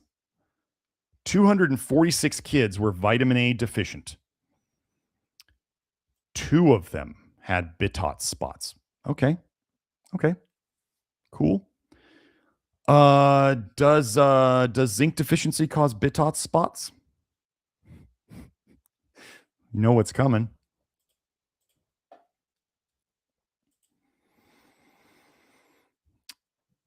(2025) zinc deficiency, a spot diagnosis. A man in his 70s presented with a white conjunctival lesion in his left eye, which had grown in 8 months. The patient complained about soreness and grittiness. You know what grittiness is complained about by people? What the situation that they have in their eye that they complain about grittiness? Oh, that would be dry eye. The lesion was removed. They took it out in another clinic, but it had grown back after a few weeks. The foamy plaque was easily dislodged with a cotton bud. Histology, where they look at it under a microscope, showed extensive keratinization with incorporated bacteria. Wait, you know what allows bacteria to grow and suppresses your immune system? Zinc deficiency. Confirming the suspected diagnosis of a BITOTS spot, the lesion once again returned within a week. Cut, burn, or drug. This is what conventional medicine does. They're cutting. That's what they're doing. So, soreness and grittiness. Oh, this must be vitamin A. He's got dry eye and he's got a BITOTS spot. Wait until you see the cope. The most common cause of BITOTS spots is vitamin A deficiency, because of course we got to say that. This was excluded as vitamin A serum levels were found to be normal. Serum zinc, however, was decreased. 0.51 milligrams per liter. So he was at about a 51. So those of you who know, I want zinc levels on a serum. Well, I know plasma is a little different. Anyway, I want plasma zinc above 100. This is low. This is significantly low. Not the lowest I've seen. 2 weeks after oral zinc supplementation, zinc sulfate 200 milligrams 3 times a day. This is like 50 milligrams 3 times a day. So I think they were given this. So 200 milligrams is the total zinc sulfate. I think 50 milligrams of that 200 is actual elemental zinc. So he took 150 or something. Well, actually, let me just do this. Let me do how much elemental zinc is in 200 milligrams of zinc sulfate. Let's see. Yeah, there it is. I was about right. 46 milligrams of elemental zinc. 23%. Okay. So he was taking 3 times this. So we'll just call it 50 just for easy math. Okay. So 2 weeks, not a year. It doesn't take a year to build up a fat soluble vitamin like in that cystic fibrosis study. Okay. Serum zinc increased. It doubled after 2 weeks. Oh, sorry, I'm showing the wrong one. There you go, Joe. I got it. Thank you. I ordered a second monitor so I can talk to Joe and do all this and see the chat. And because that's what I need. My second monitor, I don't have one because I got a whole new computer set up. Second monitor was my Telegram and my YouTube chat. So I can't see the chat right now and I can't see my Telegram. So I got my phone here that keeps turning off. You know, it goes back to sleep and whatever. And anyway, we'll get there. So he doubled his zinc in 2 weeks of 150 milligrams a day-ish. And the lesion and accompanying ocular surface symptoms disappeared completely after 6 weeks.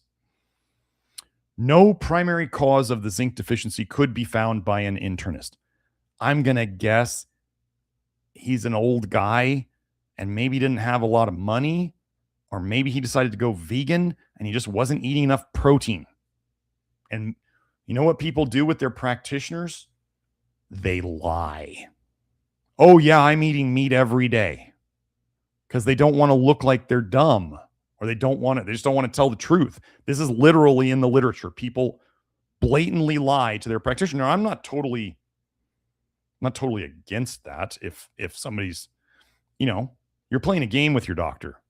Sometimes they don't want to order any tests that are useful. And so you might have to tell them. People might do this. People might tell them that they have a problem, that a symptom that they might not actually have, to get a test done. I don't know anyone who would do that. I don't know anyone who would suggest doing that. It's just something that could happen. So 2 weeks, fix the problem. 2 weeks. Disappeared completely. Now, what do we know from the research?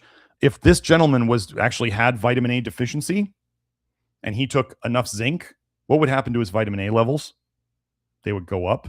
Did he take vitamin A to fix this? No, but is it known that when you get enough zinc that your vitamin A levels in your blood go up? Yes. So what do unknowing researchers think happened? Oh, you fixed your vitamin A. That's what fixed your eye. No, it was the zinc. Always was. Oh, let's see the cope. Let's do the cope. Here we go. So remember, this is the wrapping up of the case study. So they got to apologize to the Rockefeller Science Research Journal gods. They got to say, well, we found something that doesn't match. So we're gonna bow down and we're gonna say vitamin A is everything, and zinc did this. Okay. A Bitot spot is a textbook clinical sign that is traditionally associated with vitamin A deficiency. In this case, however, it was related to an isolated zinc deficiency. Zinc is a trace element that is needed in the hepatic liver synthesis of retinol binding protein, which mobilizes retinol from the liver. Oh, wait, oh my gosh, sorry. That wasn't supposed to happen. Let's go back. Okay. Zinc deficiency can therefore lead to lower bioavailability of vitamin A. You remember the studies on the mice where they showed that they had almost no retinol in their blood and they still didn't get eye problems and they had almost no retinol binding protein? Why can the researchers not read these things and like put them together? So of course it wasn't the zinc that fixed it. It was that it made vitamin A available. Other mechanisms have been proposed as well to explain why they think it's vitamin A that does this and not zinc. That's what they mean. There is little recent research on the synergistic effects between vitamin A and zinc. It's not a synergistic effect, it's a zinc deficiency. And it causes more vitamin A to show up in the blood out of the liver. One study suggests that vitamin A deficiency in children is managed best by supplementing both vitamin A and zinc instead of vitamin A alone. This would be like, oh, you got to give them enough protein and you give them vitamin A, and then it fixes the problem, even though you could have fixed it with just the protein or you could have fixed it with just the zinc. Our patient, however, solely had a zinc deficiency, which responded promptly to zinc supplementation. The lack of a clear cause for zinc deficiency in this patient is a limitation of this case report. Causes of zinc deficiency include decreased intake, such as a vegetarian diet, malabsorption, gastrointestinal disorders such as Crohn's disease, cirrhosis, and sickle cell disease. Maybe the guy was an alcoholic. Do people hide being an alcoholic from their doctor? Yeah. Is zinc deficiency a well-known symptom of alcoholism? Yes. Patient's perspective. This was a very necessary part of this paper. I was bummed out. 80-year-old guy saying this. I was bummed out that the white lump on my eye kept coming back every time an ophthalmologist removed it. After the zinc tablets, it disappeared completely. But I probably still have a vitamin A deficiency, or I don't know what. It's just so stupid. Okay. Wait, does zinc impact tear function? We already kind of went over that. Oh, this was one we already went over. Yep. Don't need this one. Sorry. Let's go back here. Let me go and delete this one from this one. We already got that one. Okay. Yes. Let's connect all of these to zinc. Let's do this. This is a fun one. So, you know, when I said you can pretty much trace every single symptom that they associate with vitamin A deficiency to zinc deficiency or protein deficiency, but especially zinc deficiency? Iron status in rats fed on diets containing marginal amounts of vitamin A. Severe vitamin A deficiency in rats is known to cause anemia. Okay, so track these. Anemia associated with growth retardation and impaired water retention. They say water retention. Are these? Yeah, these are not necessarily Merkin, like native English speakers, maybe. Because they talk about water intake and they're saying impaired water retention. Like you're not trying to, when we talk here in Merca, we don't want water retention, right? You don't want to be dehydrated, but you don't want to retain water because that's swelling, okay? And you'll see they'll talk about water intake later. However, study of the effect of marginal vitamin A intake is of more interest because such intake may mirror the situation in humans in many developing countries. So they have to make an excuse. They're going to say, we're looking for these problems of marginal vitamin A deficiency because we're obsessed with vitamin A, because the World Health Organization and Bill Gates and all of them love vitamin A and they need to push it on us more. So they got to look and say, well, your diet's just sort of low, so we got to get you on supplements because supplements help the infertility psyop. Therefore, in 2 experiments, the effect of marginal vitamin A deficiency on iron status was investigated in male rats. They almost always do males after 28 days of feeding either low or high vitamin A diets. Body weight and feed intake were not influenced by the level of vitamin A in the diet. Liver weight was lowered by vitamin A deficiency. Do we have a problem with excessively large livers these days, like called fatty liver? Wait. Let me show you this. Fatty liver. Let's go look at what fatty liver looks like. Okay, so just look around. So, right, that's a normal liver right there. Maroonish. Buildup of fat in the liver is this. Here, well, let me make it a little bigger.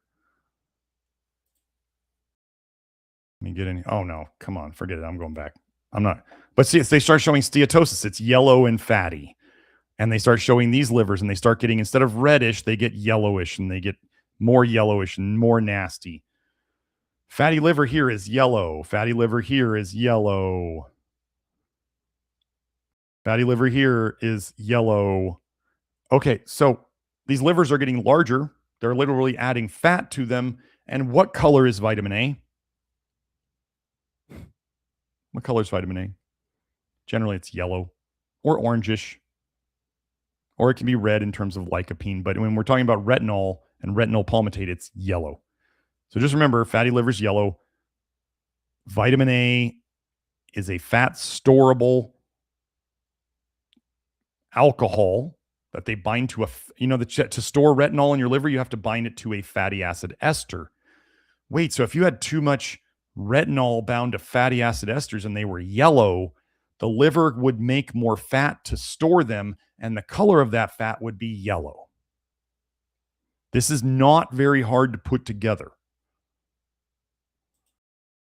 So we have that. Okay, let me finish this, going over this. Water intake was not influenced in rats on a low vitamin A diet. So was the water causing the impaired water retention or low water intake, whatever they're trying to say? No. Plasma retinol concentrations were decreased in rats fed on diets low in vitamin A. Whoa, crazy, right? Okay, so now let's go back to it. Let me go back to my list. Hey, can a zinc deficiency cause anemia? Wait, what's this paper? Association of zinc with anemia? Zinc is an essential trace element, and anemia is the most common blood disorder.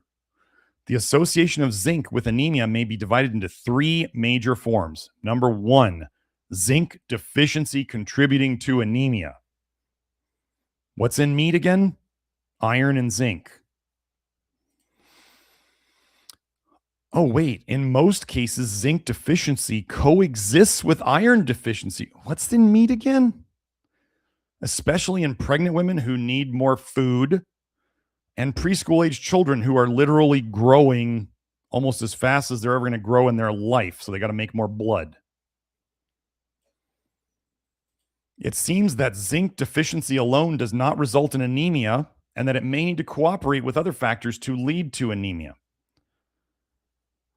Protein, calories, zinc, iron, taurine, meat. I'm going to tell you guys, nearly all of the vitamin deficiencies out there, including the B vitamins, they're almost all going to be found in people who are not eating enough meat. Scurvy is a meat deficiency.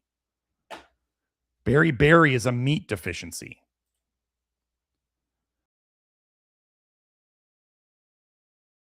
Wait. So let's see. Can a zinc deficiency cause growth retardation, right? We had anemia, growth retardation, and then water intake, water retention stuff. Hey, wait. Zinc nutrition and growth retardation. Human growth retardation from zinc deficiency was first reported over 40 years ago, but they don't talk about it anymore. More recently, marginal zinc deficiency, a little bit of zinc deficiency, was shown to occur during pregnancy and infancy. Wait, wasn't that when they were saying the anemia was happening? Pregnancy and infancy? And to be prevalent in children throughout the world who are not eating meat. Zinc with or without macronutrients and other micronutrient deficits may also occur in patients with GI disease. Remember the Crohn's study we went over? Particular attention must be given to the suboptimal intake of zinc, which results in growth retardation. Notice they didn't say no zinc. They said suboptimal. The single most important cause of nutritional growth retardation worldwide is poverty-related malnutrition involving multiple macro and micronutrient deficits. The nutrition problems in the world are meat deficiencies. And no, I'm not an all-muscle meat carnivore person. And still, a lot of people are not eating enough meat, even in the US. Okay, so now let's go into... We're going to hit on this one. Edema, swelling, hypoproteinemia, not enough protein in the blood, and zinc deficiency in low birth weight infants. Oh, would that be generally something stunted their growth? They're not as big as they should be. 3 premature infants with zinc deficiency who had an unusual presentation with generalized edema. They were just swollen all over, and low protein in their blood between 5 and 9 weeks of age are described. The infants were fed their own mother's milk, supplemented with a proprietary formula, some trash, soy, seed oil garbage made by a corporation after the first 2 or 3 weeks of life. None of the infants had diarrhea, liver disease, or urinary protein loss. Treatment with oral zinc supplements led to rapid resolution of the edema with an increase in values for serum proteins, but they didn't have them eat more protein. Alkaline phosphatase, if you ever have low alkaline phosphatase, like below a 70, it's a marker of zinc deficiency. Low phosphorus on a hair test is a marker of zinc deficiency. Alkaline phosphatase, phosphorus, you hear it in there. Low alkaline phosphatase is another marker of zinc deficiency. Low hair phosphorus is also a marker of zinc deficiency. And we can fix both of them with, imagine this, what am I about to say? Zinc. Oh, and their zinc went up too. Shocking. Pay attention to when you fix this deep zinc deficiency.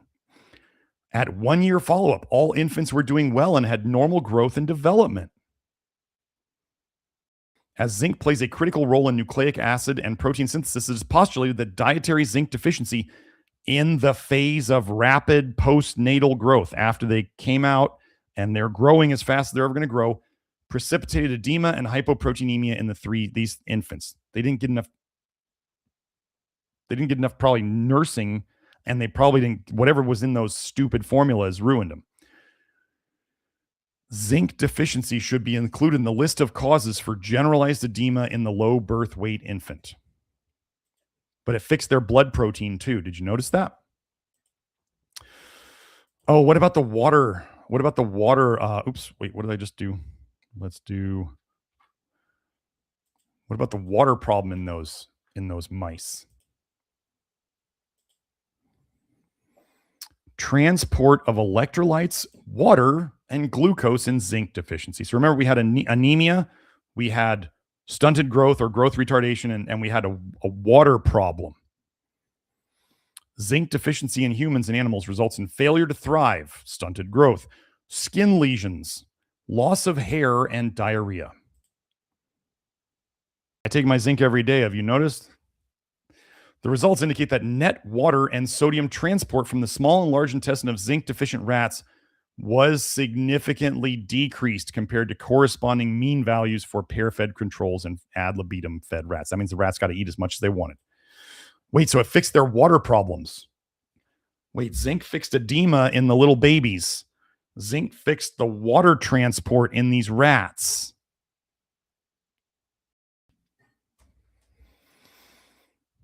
But they're going to try to say, we're going to go back to this. Iron status in rats fed on diets containing marginal amounts of vitamin A. So they're trying to find a vitamin A problem. And they found a zinc problem. They're so insistent on looking there, though. Okay, let's do this one. Villi height. Let's go into zinc deficiency and villi height. Those are those little teeny tiny fingers in your gut that absorb your food. And brush border enzymes are enzymes in that brush border, the villi, like, you know how they call it a brush, like these little fingers, brush border enzymes. So let's see what we can find here. What are they going to blame on vitamin A deficiency next? That's really a zinc problem. That's what we're going to do next. Vitamin A deficient rats have only mild changes in jejunal structure and function. This study, oh wait, let me make it bigger. I know Joe's going to say that. Make it bigger. The study investigated the effects of clinical and subclinical vitamin A deficiency on intestinal structure and function in rats. Weanling male rats fed a vitamin A deficient diet for 40 to 42 or 60 to 63 days were compared with rats either pair-fed or with free access to the same diet, that's ad libitum, supplemented with vitamin A. A reference group was fed a standard rat diet. Weight began to plateau in vitamin A deficient rats after 42 days. It took them 6 weeks for vitamin A deficiency to cause a problem. You know what that sounds like? You know what I think they do in a lot of these animal studies when they try to make it vitamin A free? They're literally making it a zinc deficient diet and a taurine deficient diet, both of which would cause vitamin A toxicity to get worse, and they cause their own problems. So weight began to plateau after 6 weeks, becoming significantly different from pair-fed rats at 60 to 63 days. So it took 9 weeks to become significantly different. Diarrhea did not develop. Vitamin A deficient rats had clinical signs of vitamin A deficiency in the 60 to 63 day study, but not in the 40 to 42 day study. However, serum and liver retinol concentrations were negligible in all vitamin A deficient rats. So wait, you're telling me there was no real vitamin A in the blood of these rats, and there was no real vitamin A in their liver. How were they? I mean, they were born, right? They were born. And how did they develop normally for 6 weeks with zero vitamin A in their system? Do you understand what they're saying there? They literally had no vitamin A in them the whole time. They were born. The mom probably got vitamin A. Kids were born. They literally had no measurable vitamin A in their liver or in their blood. Yet they were fine for 6 weeks. And they only got a problem at 9 weeks. But they were vitamin A deficient the whole time.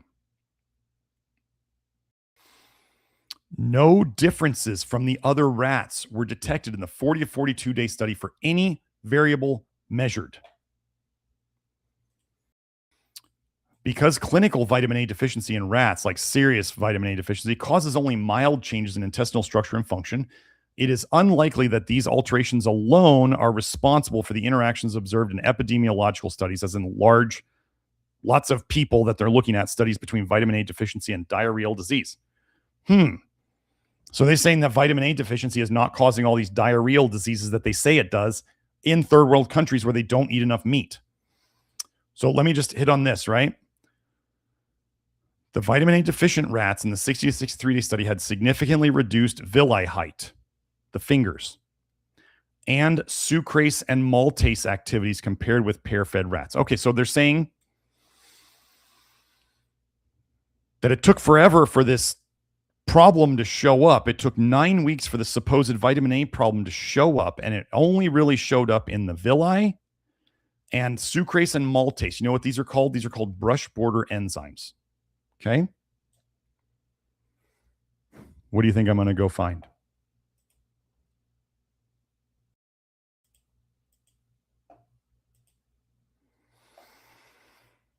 Zinc in gut-brain interaction in autism and neurological disorders. Let's go.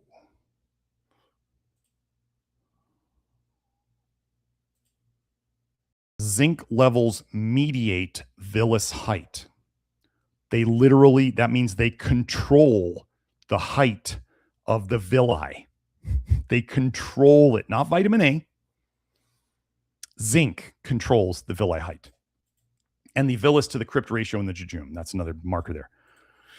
Zinc deficiency results in a shortening and narrowing of the villi, and thus a reduction in absorptive surface. So remember in that study with the kids where they gave them zinc and then they were fine a year later?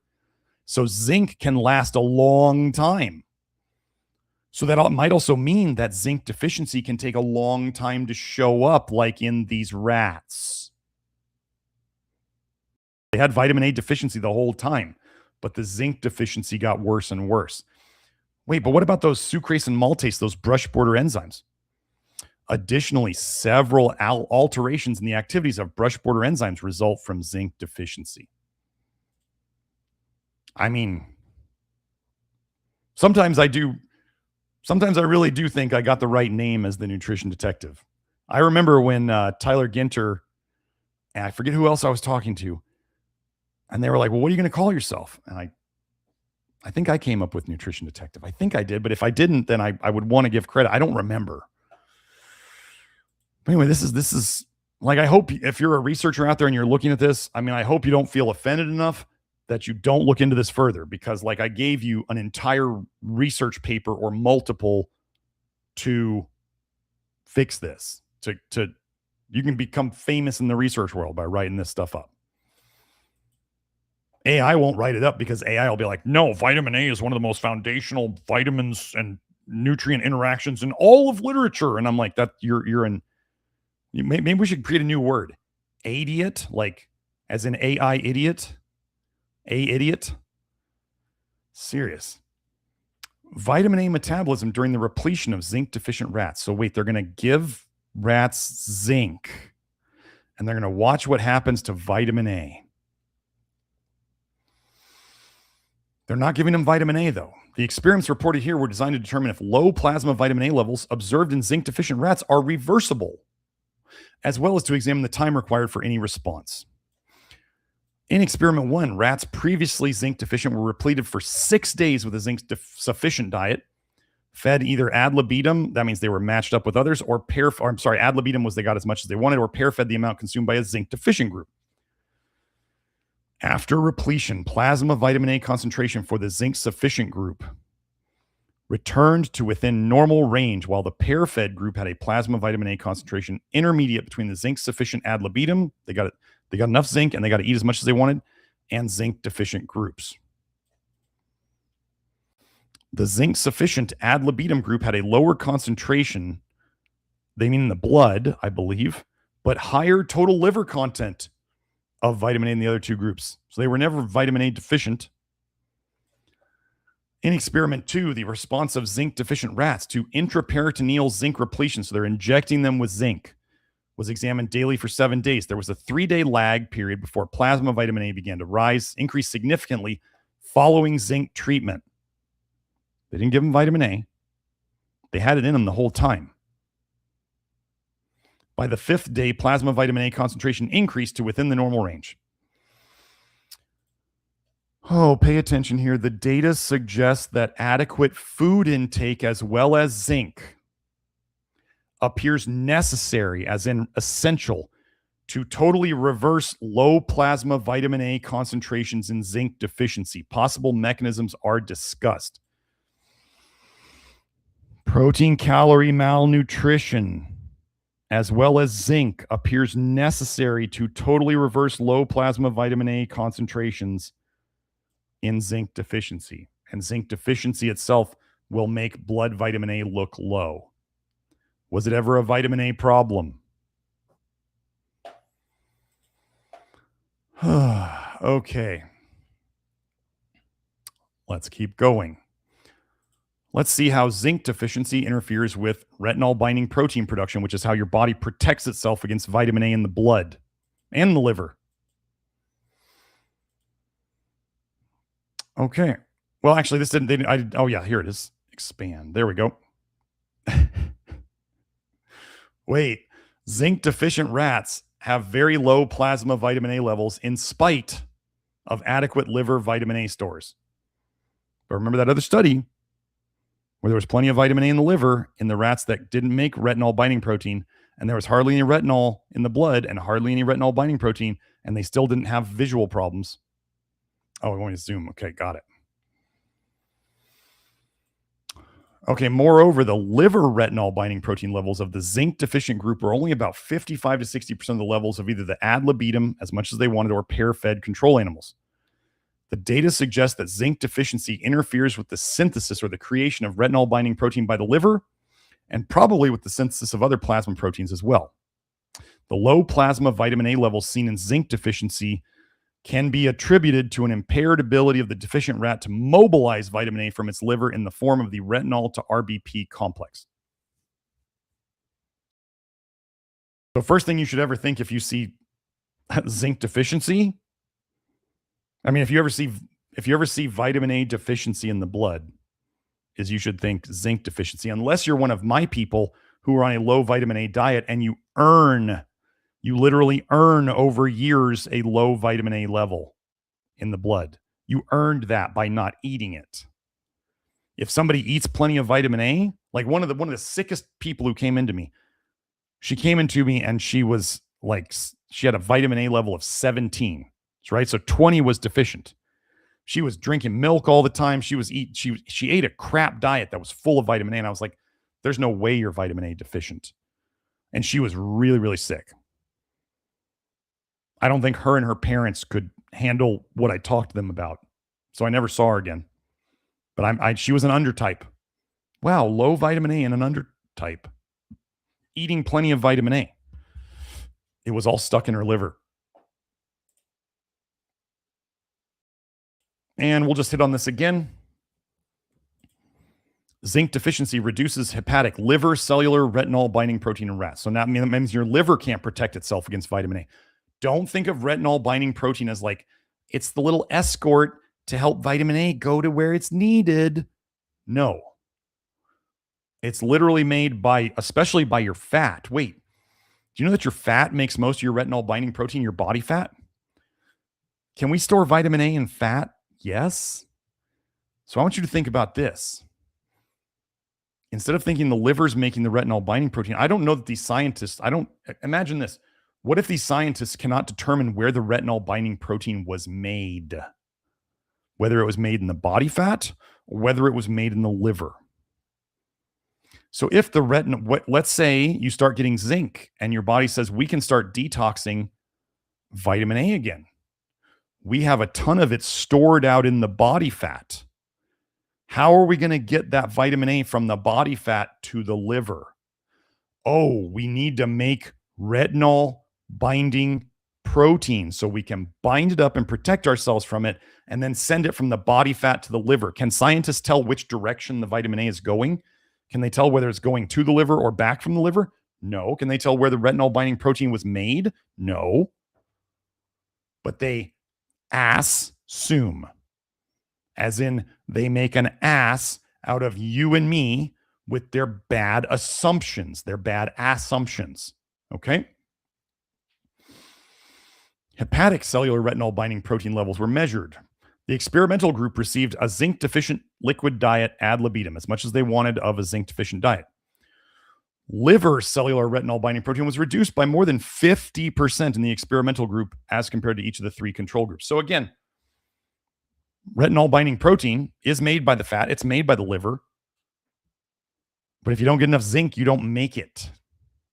So that means you're not going to be detoxing vitamin A very well because what do you need zinc for? You need zinc to run alcohol dehydrogenase.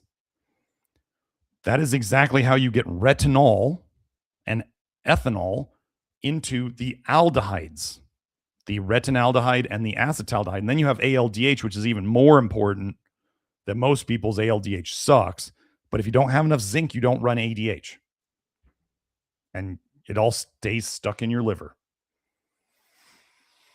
Okay, so let's keep going. Oh, wait, but what does this is good old Anthony Mawson. No, I'm sorry. This is no, it's not Anthony Mawson. But there's a quote in this paper. Now, I couldn't get the whole paper. Can't find it. But we have this one page from the website that published it. And I have a quote from this paper. So I'm going to show it on my references sheet. Here is the quote from that paper. We only can see the first page that I showed you. Hypervitaminosis A, as in vitamin A toxicity, occurs when plasma retinol exceeds the availability of retinol binding protein to bind it, leading to elevated levels of free retinol. They're literally saying vitamin A toxicity happens when there's not enough retinol binding protein to protect you from all the retinol And then you have free retinol. So you'd have retinol binding protein retinol, and you'd have free retinol. And the free retinol is what causes you all your problems. But that's in that paper. So why don't we get into taurine now? Now, you guys may have seen my short about how like long taurine. I'm gonna go over taurine real quick because if those of you go out and you start supplementing a bunch of taurine, I didn't say to do that. I've talked about how my mom fixed her eye problem with taurine, and now she doesn't need taurine anymore. I talk about taurine and its duration paradox, where it helps things short term by helping your bile recipe and maybe protecting you from a bit of your vitamin A toxicity, but over time, it will cause problems if you keep taking the supplement. So if you feel better on taurine at the start, you need to know that that's going to end at some point if you're doing a low vitamin A diet. The benefits of the taurine are going to end at some point, and then they're going to cause you problems. Taurine can be helpful at the start, though. And where do we get taurine? Don't believe the internet that you can get taurine from dairy or eggs. You don't really get much taurine at all from those, if any. You get it from muscle meat. Okay?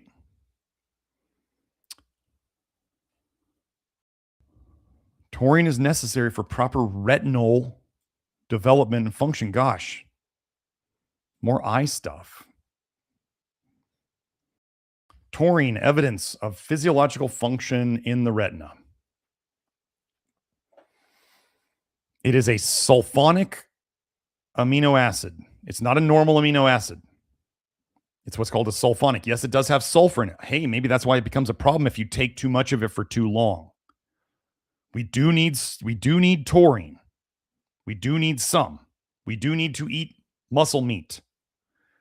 Supplementing it over the long, it could help in the short term, but over the long term, it will cause problems. I'm going to say this over and over so people are not running out getting on taurine. If you want to try it, try it. If it helps you, you can use it. If you need to know that at some point the help is going to go away and it's going to make you worse. I literally showed that in one of my shorts. The research, they specifically said short term it helped with like fear and other stuff, and then chronically low dose long term it made them more fearful, and it made their pain sensitivity go up. They were more sensitive to pain. Do you want that? No. They literally showed the duration paradox in mice with taurine. I tell people taurine has a duration paradox. It can help in the beginning and it'll cause problems later. Am I saying to stop eating muscle meat? No. Please use your brain here. Listen to what I'm saying. Taurine is a free amino acid. Well, it's a sulfonic amino acid found in high millimolar concentrations in mammalian tissue and is particularly abundant in the retina. Mammals synthesize taurine endogenously. Wait.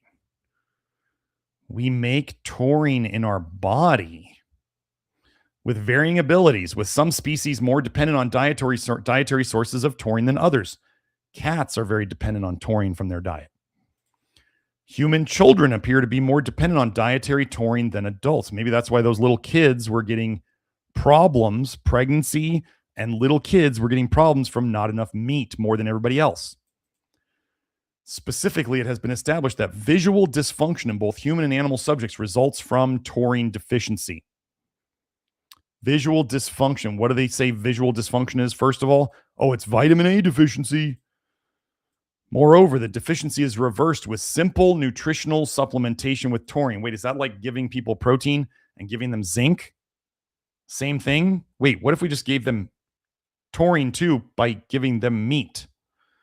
What do they, with the quotes around them, what do they want us to eat less of? Meat. Eat a plant-based diet and eat the bugs. That's what we want you to do. No. Eat meat. The data suggests that taurine is an important neurochemical factor in the visual system. However, the exact function or functions of taurine in the retina are still unresolved despite continuing scientific study. Even though they know that if it's not there, it causes problems, they don't know the functions or the mechanisms exactly. What do you need to know all the functions or mechanisms, or do you just know you need to eat muscle meat? Nevertheless, the importance of taurine in the retina is implied in the following experimental findings. 1, taurine exhibits significant effects on biochemical systems in vitro cell studies. The distribution of taurine is tightly regulated in different retinal cell types through the development of the retina. 3, taurine depletion results in significant retinal lesions. That's the one you need to know. 4, taurine release and uptake has been found to employ distinct regulatory mechanisms in the retina. Wow, it sounds pretty important to the retina. Oh, let me go get rid of some tabs so I don't slow down my computer so much. Okay.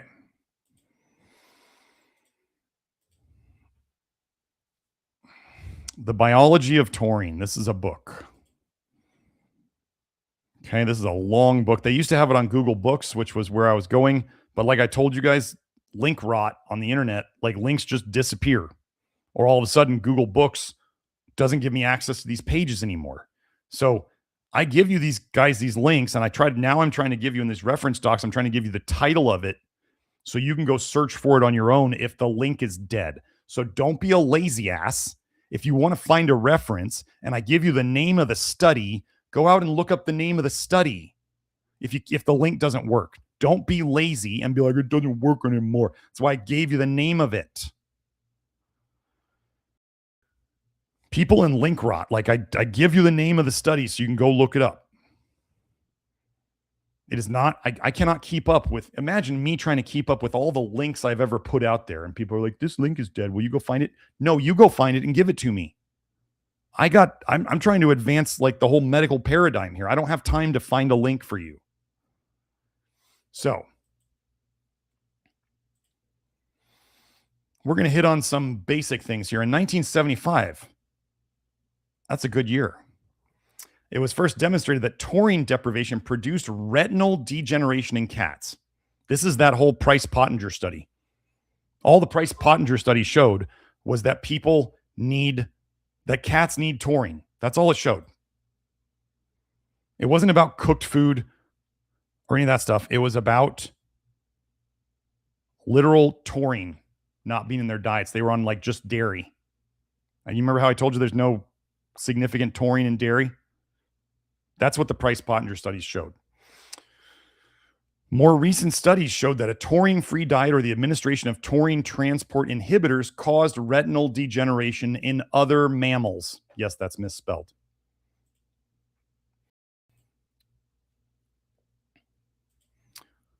We do not know whether human infants fed taurine-poor formulas show the same abnormalities observed in our infant monkeys. So they starved monkeys of taurine, and they got retinal degeneration too. Why do we study monkeys? What's the idea behind that? Because they're close enough to us. They're similar enough to us that we can assume things from that. However, the two species, as in, I believe they're saying humans and monkeys, are closely similar in nutritional requirements. Retinal structure and visual abilities and their plasma taurine levels are similarly affected by dietary taurine depletion. So they're not going to do this to human kids, is what they're saying. They're not going to deprive human kids of taurine and cause them eye problems. Therefore, serious consideration must be given to the possibility that similar changes occur in formula-fed human infants which have no taurine in them and have gone undetected because they produce no grossly observable symptoms. It's just the eye that's degenerating. Indeed, human infants might be more vulnerable because the retina and brain are less developed at birth than in rhesus monkeys. Although major manufacturers have begun to supplement their infant formulas with taurine, a number of smaller companies, at least in the United States, have not, and no requirement for taurine has been established. The purpose of a system is what it does. Are they trying to help people or make people suffer? Let's go to the next part of this one. More species. Rats depleted of taurine by treatment with guanidinoethane sulfate, GES, were protected from retinal degeneration when kept in the dark. So no light coming in, and their retinas didn't degenerate. Okay, they gave them this stuff, whatever that is. On the other hand, rats with dietary taurine deficiency were not protected by light deprivation. How many of you out there are listening to this and you're sensitive to light outside? That's a vitamin A toxicity symptom. What does taurine help protect you from? Vitamin A toxicity. Oh, we'll get to that paper. Furthermore, oral taurine administration did not protect rats from the damaging effects of continuous illumination. So it didn't make their eyes invincible. Okay? And GES-treated rats showed no increased vulnerability to continuous light. The hypothesis, the idea that taurine protects the retina from light-induced damage, is also inconsistent with our finding that cone photoreceptors. What do they talk about vitamin A helping with? The photoreceptors. Rather than the more light-sensitive rods are more affected by taurine deprivation. Thus, retinal degeneration in taurine-deprived animals probably cannot be attributed to increased sensitivity to the damaging effects of light alone, but may result from increased vulnerability to a variety of other destabilizing influences on membrane structure. Oh, I don't know, like protein deficiency, zinc deficiency, calorie deficiency, taurine deficiency, all these things that are found in meat. Okay. So now I'm going to hit on these really quick. I'm not going to read through all of these. I'm just going to show you because they already went over this in this paper. Okay. I'm just going to hit on the titles of these. Retinal degeneration associated with taurine deficiency in the cat. Okay. Retinal degeneration induced by taurine deficiency in light-deprived cats.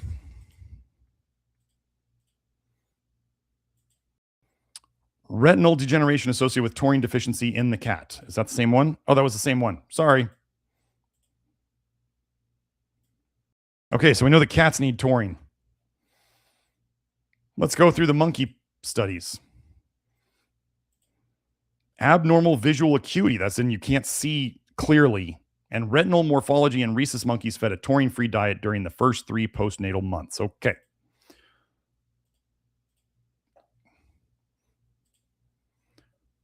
Retinal degeneration in 3-month-old rhesus monkey infants fed a taurine-free human infant formula.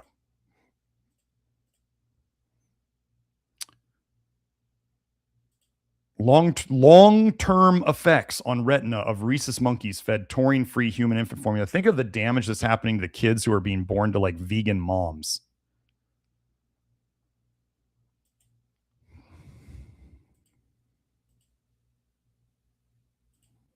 Visual acuity loss in the rhesus monkey infants fed a taurine-free human infant formula. Is that a repeat? No. Sorry. And dietary taurine is necessary, essential for normal retinal development in monkeys. Essential, necessary, required. Oh, but vitamin A. Oh, taurine and dry eye. Wow, that's a weird connection. Antioxidant and osmoprotecting, as in fluid movement activity of taurine in dry eye models. Now, the purpose of this, so they're going to do topical here. To assess the protective effects of ophthalmic formulations based on taurine and sodium hyaluronate, that's hyaluronic acid for those of you who want to know, on the ocular surface. So they induced dry eye. Dry eye was induced by atropine sulfate, and then they gave these different formulations. Some of them had taurine in them, some of them didn't. All the altered parameters, as in the dry eye they caused, were significantly reversed by 0.5% taurine and 0.4% hyaluronic acid treatment. Furthermore, this formulation was more effective than the hyaluronic acid alone. Moreover, tear levels of MMP9 were significantly lower in the group treated with 0.5% taurine plus 0.4% hyaluronic acid. Notice they didn't mention just the hyaluronic acid thing again. So The taurine-containing one did the best. Although altogether, these data suggest that taurine has a relative antioxidant effect in corneal epithelial cells and prevents the ocular surface damage elicited by the dry eye caused by atropine. Remember, dry eye is a big vitamin A deficiency symptom. Okay, so now let's hit on this one. Zinc and taurine protect cells from retinoic acid damage and injury. Wait, zinc and taurine are both found together in what food? Oh, meat. Effect of taurine on the toxicity of vitamin A in rats. A study, let me make it bigger. A study was undertaken to investigate the effect of taurine on the toxicity of vitamin A in male Wistar rats. The rats were divided into 6 groups and fed different diets with or without supplements of 5% taurine and 25 to 50,000 units of vitamin A for 2 months. That's a rat. Okay, like supplements of vitamin A for people are like 25. If you just get a vitamin A supplement by itself, it might be 25,000. For an adult human, it was found that the body weight of rats, the ratio of liver and kidney weight to body weight, and the level of glutathione in the liver were decreased with increasing the dose of vitamin A. So the rats didn't gain weight properly. The liver to kidney weight ratio was off, and the level of glutathione, they had less glutathione. Wait, nickel makes less glutathione. Nickel also in animals, it decreases their body weight, but the human studies show that it makes humans fatter. Wait, vitamin A makes humans fatter. I've shown that research. Why do nickel and vitamin A have the same patterns? Could it be because nickel inhibits the detox of vitamin A, which I've shown in another live stream? Yeah. The levels of vitamin A in the liver and kidney, the levels of thiobarbituric acid reactive substances, TBARs in the plasma and liver, and the activities of AST, a liver enzyme, and ALT, the other liver enzyme, and levels of blood urea nitrogen and creatinine in the plasma of rats were increased with the increasing dose of vitamin A. What does this mean? Oh, wait, vitamin A gets stored in the liver and kidneys? Wait, vitamin A, toxic vitamin A gets stored in the liver and kidneys, and it makes fatty liver that's yellow. And you have influencers out there saying that vitamin A doesn't accumulate in the liver or kidneys, and they lie to your face. Liver enzymes went up with vitamin A. Creatinine went up with vitamin A. That's a marker of kidney damage. Hence, symptoms of vitamin A toxicity in rats included loss of body weight, liver toxicity, and kidney toxicity. However, these toxic effects of vitamin A were significantly reduced when the rats were fed the diet with the supplement of taurine. Furthermore, the level of vitamin A in the serum of rats treated with taurine and vitamin A was higher than that of rats treated with vitamin A alone. Wait, so taurine raised the vitamin A level in the blood, just like protein did, just like zinc did. And it relieved the symptoms of vitamin A toxicity. This indicated that taurine might play a role in reducing the toxic effect of vitamin A in rats. You guys seen a pattern here? What if the whole all muscle meat carnivore diet showed most of its quick and early health benefits by simply reducing the amount of vitamin A that people were eating, reducing the amount of copper they're eating, and greatly increasing the amount of zinc that they're eating, and they're definitely getting enough protein and taurine. So, am I advocating an all muscle meat carnivore diet? No, absolutely not. Muscle meat is critical to fixing vitamin A toxicity and to fixing nickel toxicity, but you do need carbs.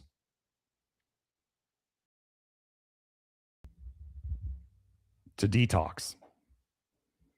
So, hope this is all making sense. Okay, so we did that. Then we go, oh, wait. So that was retinoic acid. So this was just vitamin A in general. Now we're going to go to this one. Protective effect of taurine, zinc, and tocopherol on retinol-induced damage in human lymphoblastoid cells. So they're talking about immune system cells, right? You can say whatever you want about vitamin E. You don't need it. You don't need to avoid it in foods, but you don't want to try to get more of it. Simple as that. And vitamin E has been shown to be protective against vitamin A toxicity. You don't need to take vitamin E. You just need to take less vitamin A. Okay. Cultured human lymphoblastoid cells exposed for short times to retinol and retinoic acid. So they're exposed to vitamin A. It's a cell study. Undergo a time and dose-dependent decrease in viability. That means they're not living. Accompanied by cell swelling. So the longer they're exposed to retinol or retinoic acid, the more they die.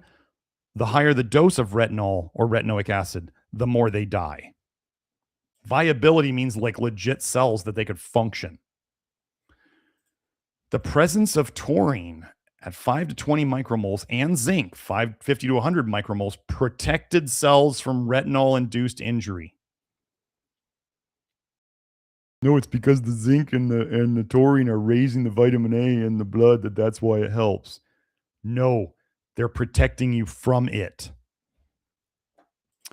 Taurine 20 micromoles and zinc 100 micromoles added simultaneously abolished, destroyed completely cell swelling and increased cell viability from 7 to 55%. Increased the cell viability by 8 times.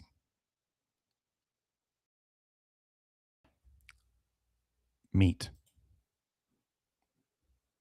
Okay, now let's do... Oh, wait, did I already do this one? Yeah, I did that one.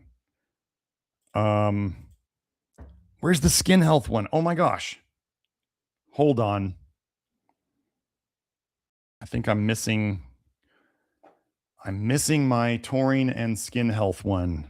Let me find it real quick.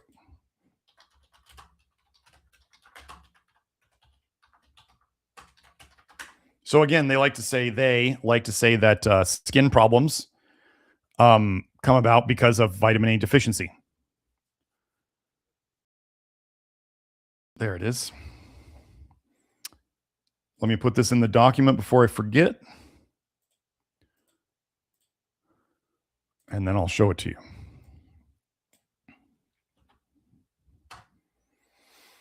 Okay, there it is now. So we got this. Let's do this. Taurine, 2-aminoethane sulfonic acid. Useful in skin diseases because it protects you against vitamin A toxicity. And what do we help fix a lot by getting people off vitamin A? Oh, their eczema, their psoriasis, their keratosis pilaris. So taurine's useful in it, and taurine helps protect against vitamin A toxicity. Wow, let's read this. Taurine, or 2-aminoethane sulfonic acid, occurs naturally in food, especially in seafood or meat. Especially in meat. Don't eat seafood. Full of mercury, microplastics, forever chemicals, glyphosate. There's enough glyphosate in the oceans that it's eating away at the coral reefs, folks. Don't eat stuff from the ocean. Taurine is used in topical anti-acne therapy. When was this paper? 2012. It was used to explore anti-tumor promoting activity in a skin carcinogenesis study. It is used in skin ulcers. Due to its antioxidant and anti-apoptotic properties, it exerts an anti-wrinkle effect on the skin. Taurine at 0.05 to 0.15 gram a day is effective in treating the underlying causes of psoriasis, vitamin A toxicity. It is also used in atopic eczema, vitamin A toxicity. Nickel makes all of those worse. Wait, did they mention vitamin A being necessary in any of this? Nope. Okay, I know this seems long and dry. I need to put this out there. This is consider today. I'm doing this one for me, and I hope you guys benefit, and I hope you send this to people who like to argue that vitamin A is a necessary nutrient and that it's not slowly eating away at them. So let's go into this. We're going into vitamin A depletion diets in humans where they've literally taken away vitamin A. Now, remember I said Most of the time when they make vitamin A deficient diets, they're zinc deficient. And zinc deficiency can cause they're going to be taurine deficient often. Sometimes they're going to be muscle meat deficient. So when you see some of the people in these studies get some issues, just like some of the rats got problems and some of the mice got problems, but not all of them, it's not a vitamin A problem. The diet has a problem. So if you design a proper vitamin A depletion diet, you don't have problems. But there's people out there, Murphy's Law says that some people out there are going to design terrible diets for themselves that are low in vitamin A and they're low in other stuff, and then they're going to blame the low vitamin A. No, it wasn't that. It was that they made a bad diet. User error is rampant. User error is always rampant. Never forget that. When you see, it's like when you see on Amazon or eBay, you see 3,000 good reviews, and then you see 3 terrible reviews, and the people are like, this doesn't work, and I pushed the button and it didn't. Those people are usually mouth breathing. They couldn't fight their way out of a paper box using any kind of sense. User error. Okay? Like the people who put diesel in their gas tank, and then they tell the gas station, you broke my car. No.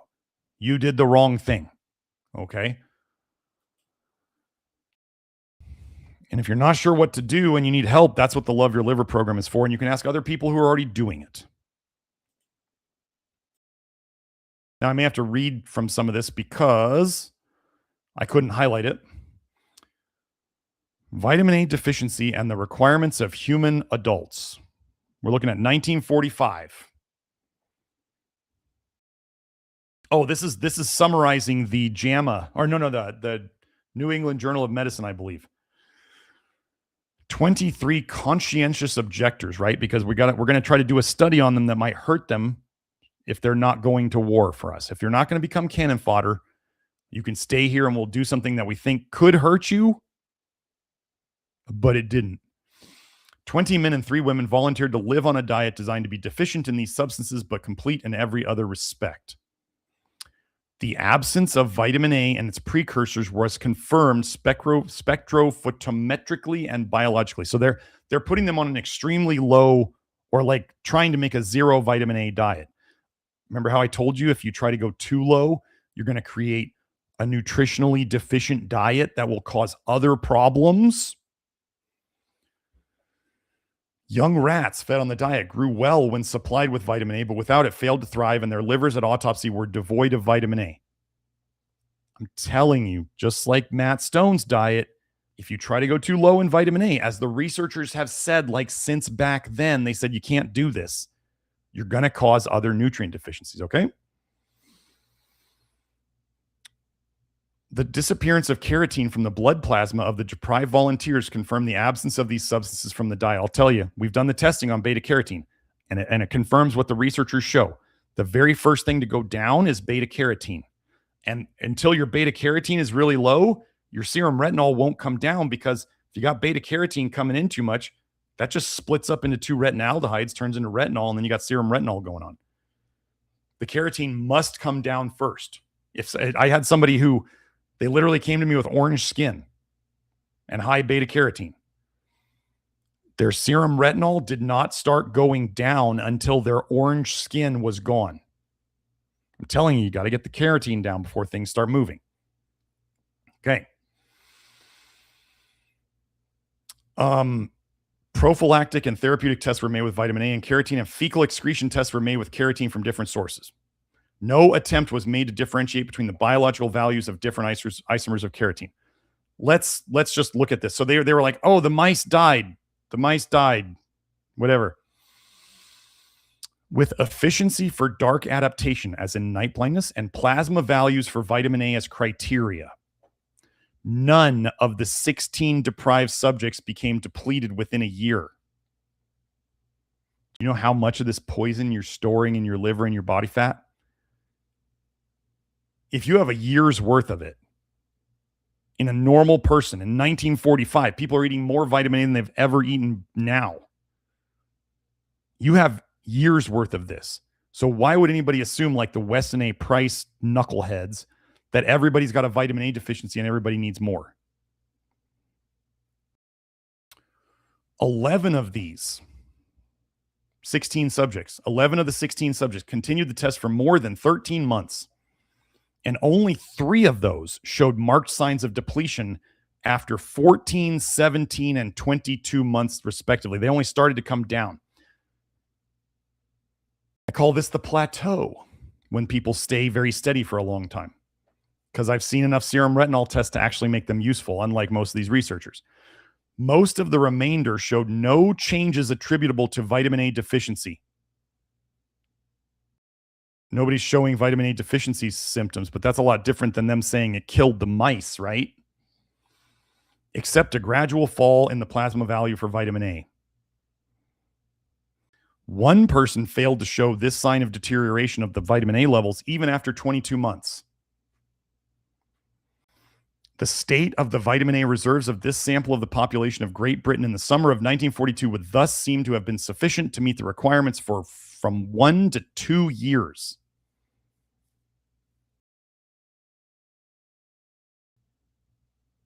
So none of them had any dark vision problems after a year of what they're saying is pretty much a zero vitamin A diet. Okay.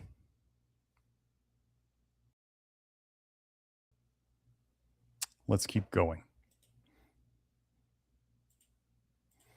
Oh, epilepsy. We have helped people with their epilepsy. I have a whole episode on seizures and epilepsy, and I have a testimonial about a child who is now seizure-free after using our approaches. So here was the paper, Vitamin A and Epilepsy, a Dietary Contretemps. Contretemps, I don't know how to say it. It's French. Was this it? I need to find the actual paper. I thought I got it. Let me see. Was this it?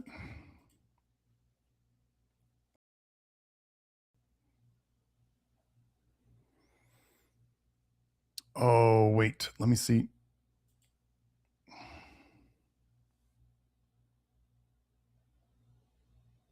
Hold on. I don't have that paper. I got to find it. This is an important one.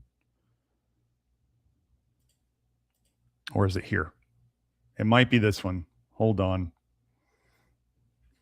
Just got to search for one word. Contretemps, or whatever it is. There it is. Here we are. Okay, so let me go and get rid of this one. There we go. And let me move this one up to where it is supposed to go. And there we go.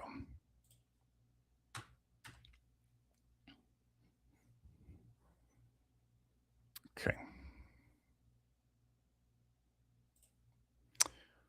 Let me get back up to the top so I can cover all this. The experimental induction of vitamin A deficiency in humans. Which, again, if they design a shitty diet, there's going to be problems. Guaranteed. Oh, I thought this was funny.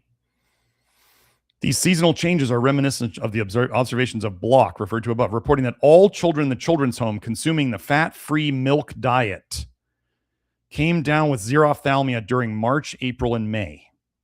Of course, these months differ from those in the Sheffield experiment. Perhaps xerophthalmia follows a seasonal decline of plasma vitamin A in winter by a few months. Fat-free milk diet. Who's eating that? That would be a... Wait, that sounds like the Price Pottinger diet that they gave the cats. Pasteurized milk. Fat-free. We do need some amount of fat, folks. Some amount. It's not what people think out there. But a fat-free milk diet would be high in casein, which has vitamin A in it.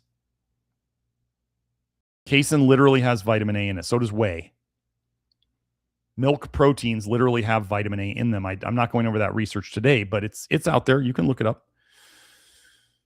Fat-free. Does milk have enough taurine in it? No. Does milk have enough zinc in it? No. are they really trying to like nutritionally support kids in a children's home? It's probably like an orphanage. Do they really care about them? I mean, I'm saying, should they? Yes. But do they really treat them well? No. They're doing experiments on them, literally. Okay.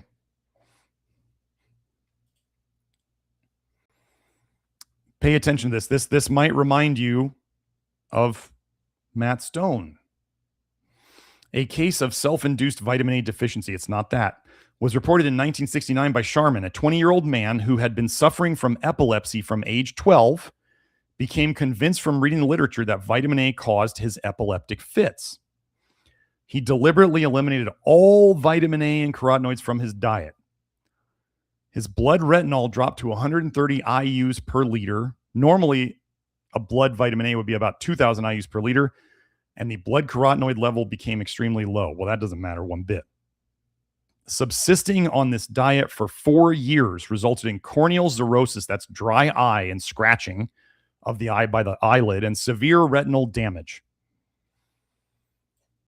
Okay, so remember Matt said his asthma and I believe his skin was much better when he was on a super, super duper low vitamin A diet. But then he would develop the night blindness and I think the sun sensitivity. And he had to eat some vitamin A to fix it. Okay? So he's fixing an issue for a long time, but then he developed another issue. Remember how I talked about zinc deficiency taking a long time to show up? Or if you fix zinc deficiency, it takes a long time to go away. What happened to this gentleman? He reported that his epilepsy was much ameliorated. He had suffered only one fit during 4 years. Upon repletion with vitamin A, he recovered his ocular health. I've told you this before, that you can somehow bridge the zinc deficiency gap with vitamin A. I don't know how it works. I just know that that's what's going on. No information is available regarding his epilepsy subsequently. In order to investigate further a possible connection between vitamin A and epilepsy, Sharman then studied 8 epileptic patients giving a vitamin A depleted, not zero, depleted diet for 2 years. Zero, as in no cases of night blindness were observed. When their plasma retinol had reached 230 IUs per liter, right? They say normal's about 2,000. We're getting scared you're going to get vitamin A depleted. They were given a vitamin A supplement. Although the patients reported fewer fits during the depletion period, they were fixing their epilepsy.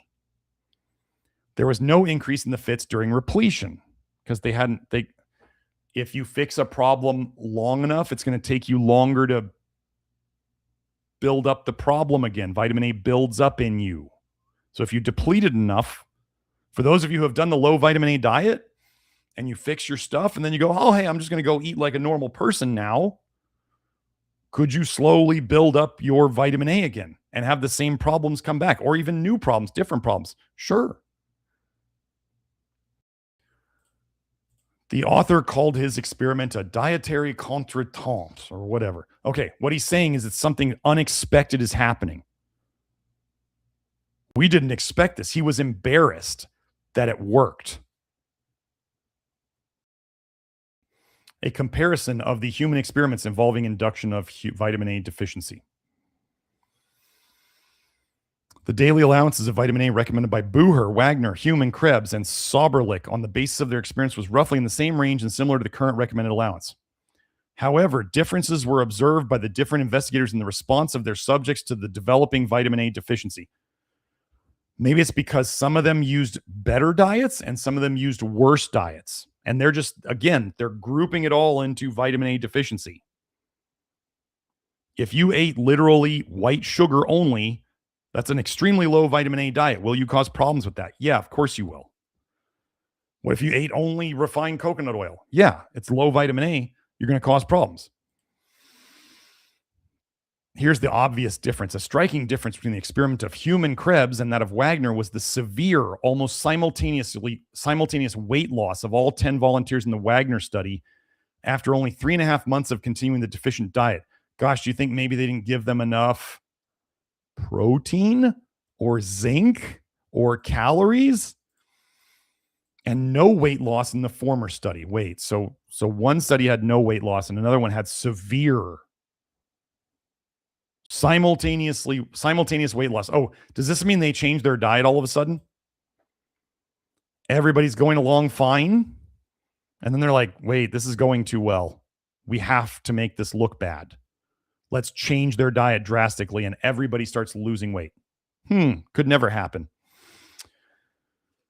So Wagner, furthermore, severe impairment of dark adaptation in all 10 subjects was observed by Wagner after 5 months. So wait, as people are losing weight drastically after 5 months, after 3.5 months, they started drastically losing weight. A month and a half later, they all get night blindness. In the study of human Krebs, only 3 of the 17 subjects showed significant deterioration of dark adaptation after 1.5 to 2 years. What could be the explanation for these extreme discrepancies? Human Krebs note in a, quote, personal communication received from Wagner after the war that Wagner's subjects had been, quote, under detention in an institute, perhaps meaning institution, where they had been receiving a diet nearly devoid of vitamin A for periods of up to 2 years before beginning the experiment. Even though Wagner, 1940, in his report explicitly states that all his subjects had freely consented, free willing to be subjects, and that they had been in a, quote, well-nourished state. Wait, this is a setup. This is a setup. They were supposedly eating an almost vitamin A-free diet for 2 years already, and they were well-nourished. 3.5 months into the study, all 10 of them start drastically losing weight, severely losing weight, and in 5 months, they've all got night blindness. This is BS. This is absolutely, they just started starving them, or they took away their meat. That's probably what they did. Liars. In this light, the experiment of Bucher et al. Should be mentioned. These authors observed a deterioration of dark adaptation among all 5 subjects who consumed the deficient diet for only 16 to 39 days. Give me a break. Were they not eating? Human Krebs, in their discussion of this work, suggested that perhaps they were selected as likely to be deficient in vitamin A. Does this not look obvious, like brutally obvious? Wait, some people last 2 years. Some people last 2 weeks. Some people, they've been eating a low vitamin A diet for 2 years, and then in 3.5 months, they all start falling apart. Scientists need to make a living. And so if scientists don't find what their sponsors want them to find, sometimes they make sure that they find that. Or else they'll be homeless and their family will be starving. Science is probably one of the easiest fields to manipulate with money because they're all broke unless people give them money. Like, when have you gone out and donated money to fund studies? Okay. Oh, Joe says we should save something for the blooper reel. Yeah, there we go. Okay, so that's that. Here we got to expose more of them trying to protect against pharmacoeconomic implications, right? Okay, now JAMA Network. Journal of the American Medical Association. Vitamin A requirement of human adults, an experimental study of vitamin A deprivation in man, a report of the vitamin A subcommittee of the Accessory Food Factors Committee. Okay, I'm going to do something, you guys. I haven't done this on the live stream yet, but I do have a standing desk, and my butt is getting tired, so we are elevating the desk. This is just one of those Costco things, nothing fancy. It's good value, actually. Oh, this was the one. This was the one I went over already. Indisputable evidence of deficiency did not appear until after 8 months. Ultimately, unmistakable deficiency developed in only 3 of the 16 volunteers who persisted in the test for 12 to 24 months. Wait, these other things that they say are vitamin A deficiency things. This is that group of 23 people. Follicular hyperkeratosis, conjunctival degeneration, and abnormal fatigue were not encountered. So this is just an expansion of that 23-person case study that I talked about. 1949. So apparently they thought it was safe enough that they could put people on a low vitamin A diet. Am I too high now, Joe? Hold on, let me look at my video. Oh no, I'm kind of high. Okay, there we go. Now we're back in it. Okay. Let's go into what happens when they find a bunch of people who are vitamin A deficient and they have no symptoms. Vitamin A deficiency in Latin America and the Caribbean, an overview. So I have this whole PDFs in there from the Google Drive. Let me see if I can find what was the quote. Let me see. Can I search this? I don't know if I can search a Google Doc. Ocular. Yes. Here it is. In most countries of the region. So this is like Latin America and the Caribbean. However, vitamin A deficiency, they were finding vitamin A deficiency all the time. It was not considered a problem of public health significance because ocular lesions leading to permanent blindness were not frequently observed, despite prevalences of low serum retinol hovering near the cutoff of 15%, then recommended by the World Health Organization. There was lots of vitamin A deficiency, yet they weren't seeing eye problems. Strange.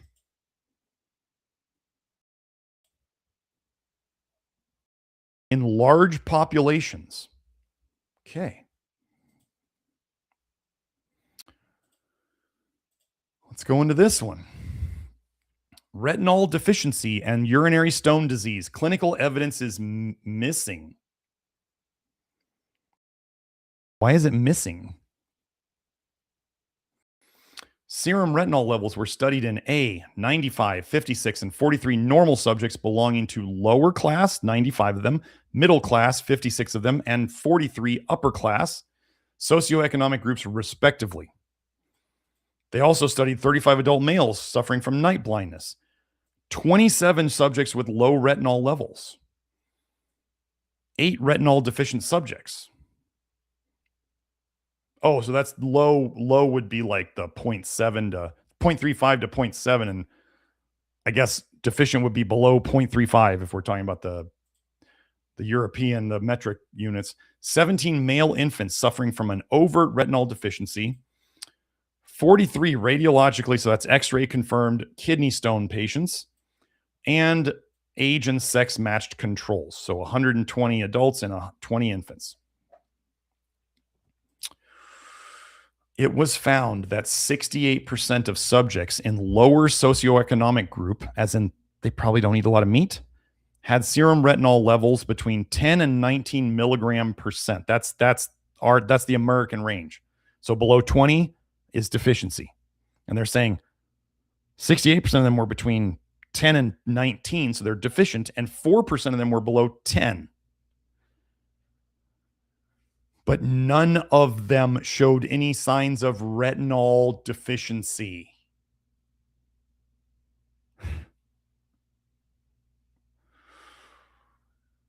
Let's just keep going. Oh, and then they were trying to show that vitamin A deficiency would cause kidney stones. That's what they were really interested in. None of them showed radiological evidence of urinary stones. Thus, our results do not support an association between retinol deficiency and urolithiasis in this population studied. They go searching for diseases to connect to vitamin A deficiency. Because when they find lower socioeconomic groups who can't afford meat, they find low vitamin A in them. And then they go, oh, this disease has to be connected. And they find out that it's not. Okay, let's find some babies with zero vitamin A in, oh, wait, why did it do that? With zero vitamin A in their liver. Where was it? Let's do find 0 to Oh, come on. 320. There it is. Sorry, I could have just jumped to it.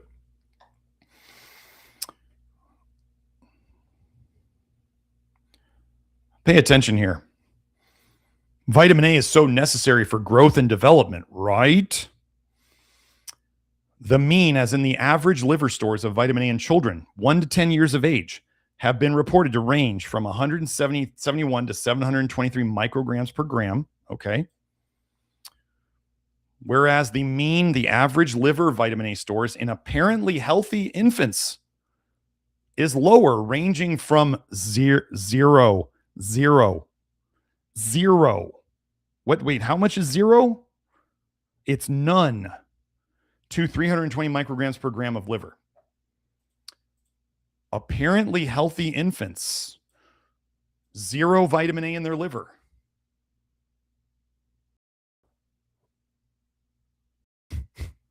The hits just keep coming. So again, 0 vitamin A in their liver, apparently healthy infants. 0 vitamin A in their liver, apparently healthy infants. Infants being born with 0 vitamin A in their liver, healthy. Why were their eyes not missing? Why did they just spaces where their eyes go and their skin falling off? 0 vitamin A.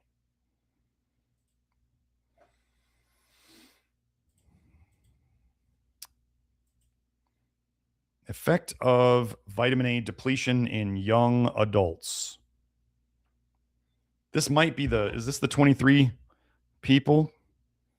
No. This is a different one.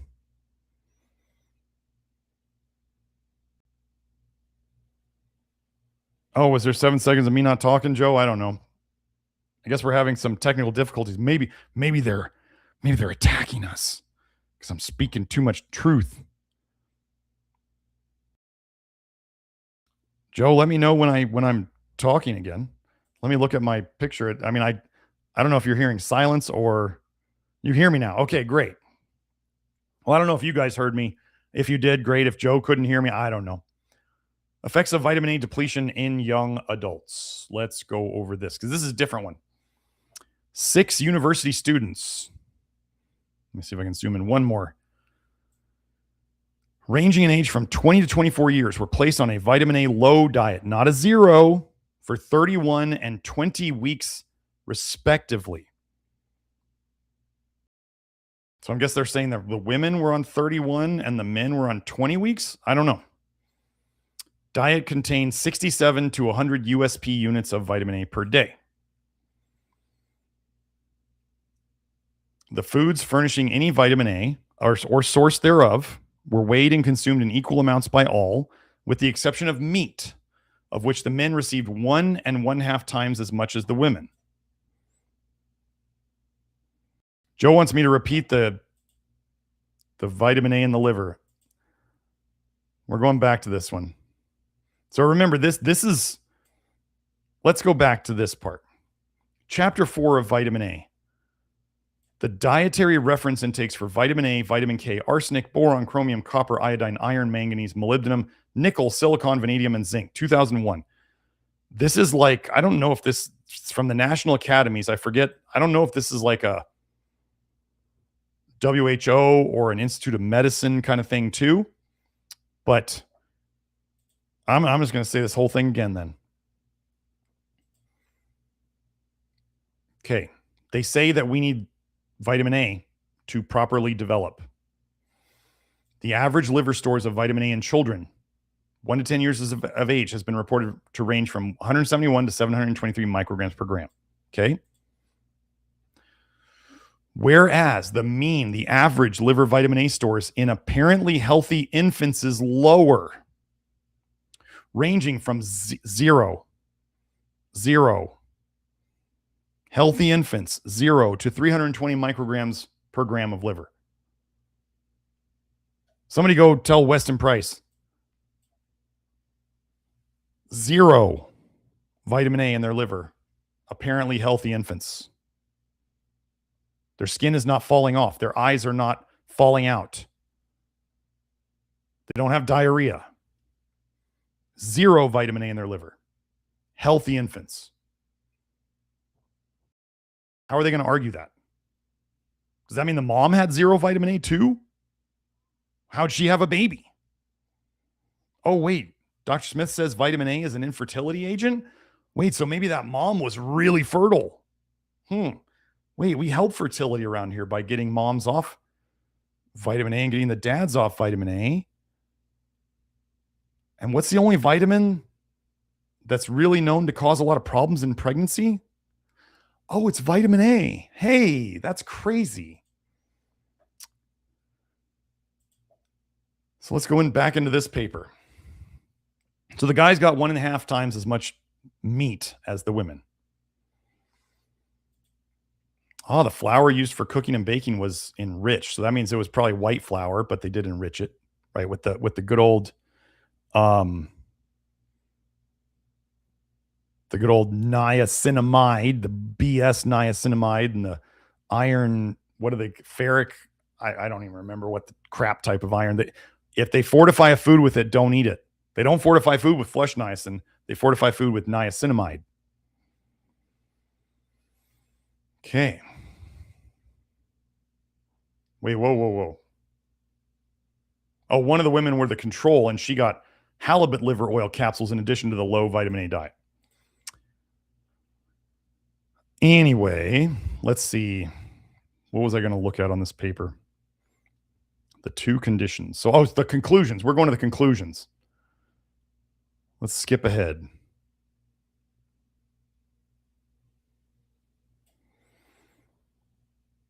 Pay attention here, vitamin A lovers. 5 young adults, 3 women and 2 men, were placed on a vitamin A low diet for 7.5 and 4.5 months, respectively. At suitable intervals, measurements were made of dark adaptation, night blindness, blood vitamin A and carotene, total white blood cell counts, and differential blood counts and changes in the structure of skin and conjunctivas. None of these measurements showed any definite changes from those found prior to the deficiency for the length of time studied. It appears then either that these subjects had sufficient stores to withstand the effects of the depletion diet, or that these signs that are said to be vitamin A deficiency are not merely the result of uncomplicated vitamin A deficiency. Maybe it's protein deficiency, zinc deficiency, taurine deficiency. They literally starve people of vitamin A and they can't cause the problems that they say are should be caused.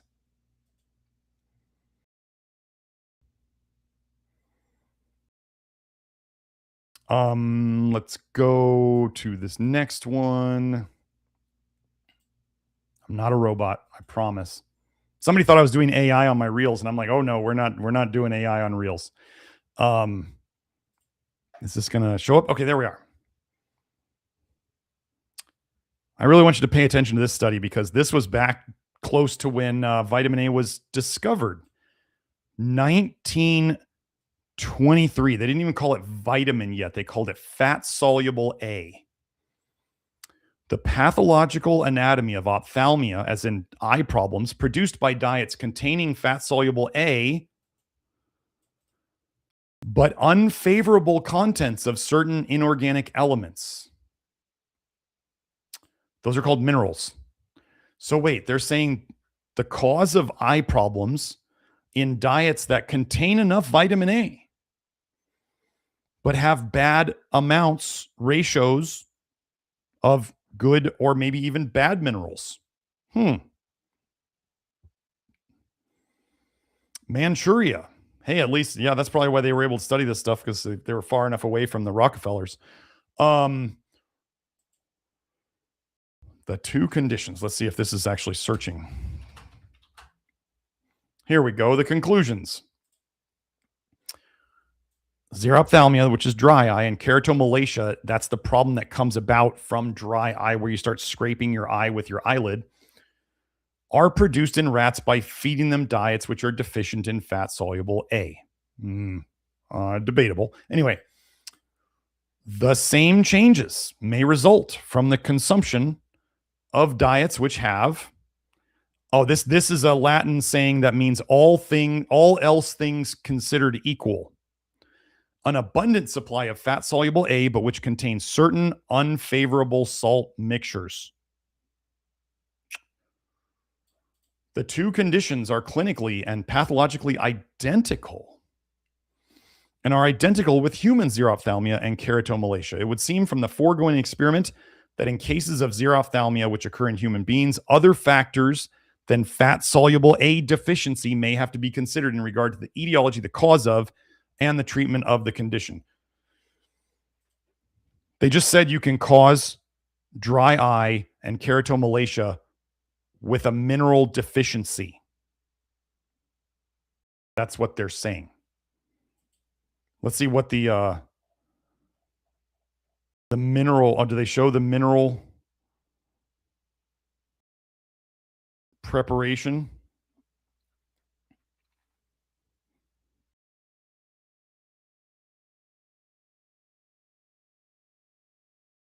Oh, wait. Oh, yeah. Okay. Here's an important thing.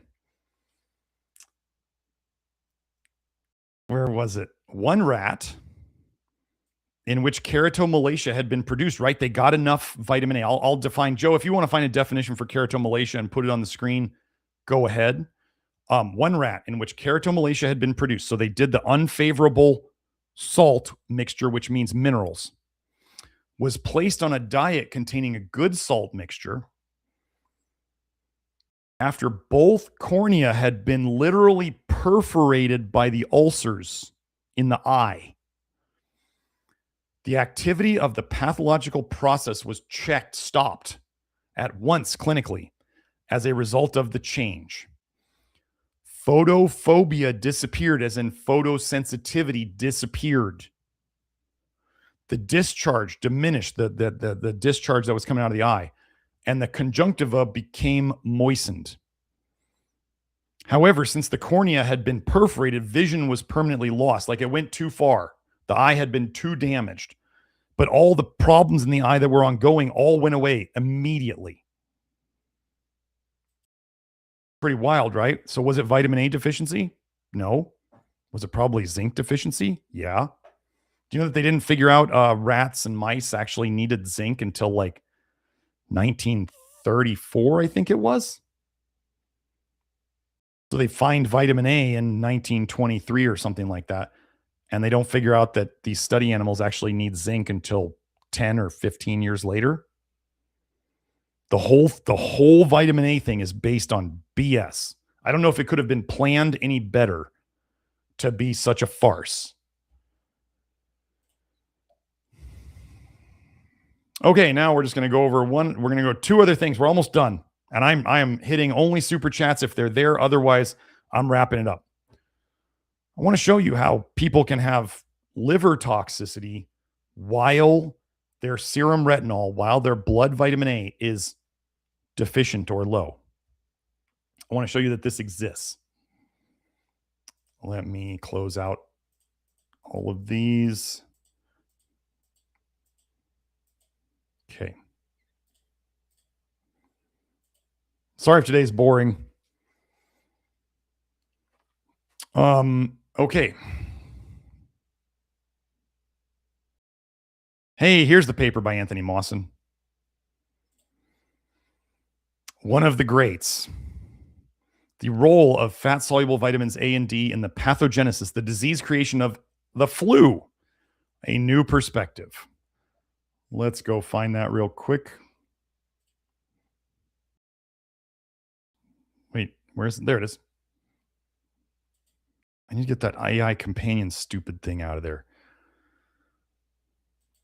Serum retinol concentrations, normally 1 to 3 micromole per liter, do not reflect liver vitamin A concentrations over a wide range of liver values, since the secreted retinol binding protein is under homeostatic control. So what they're saying is, if you go to your doctor and you ask them to run a blood vitamin A test on you, and you assume, or he assumes, or she, or whatever, assumes that shows how much is stuck in your liver, no.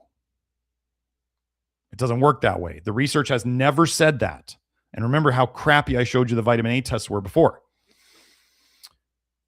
Pay attention here. Thus, serum retinol concentrations vary little despite major alterations in vitamin A intake.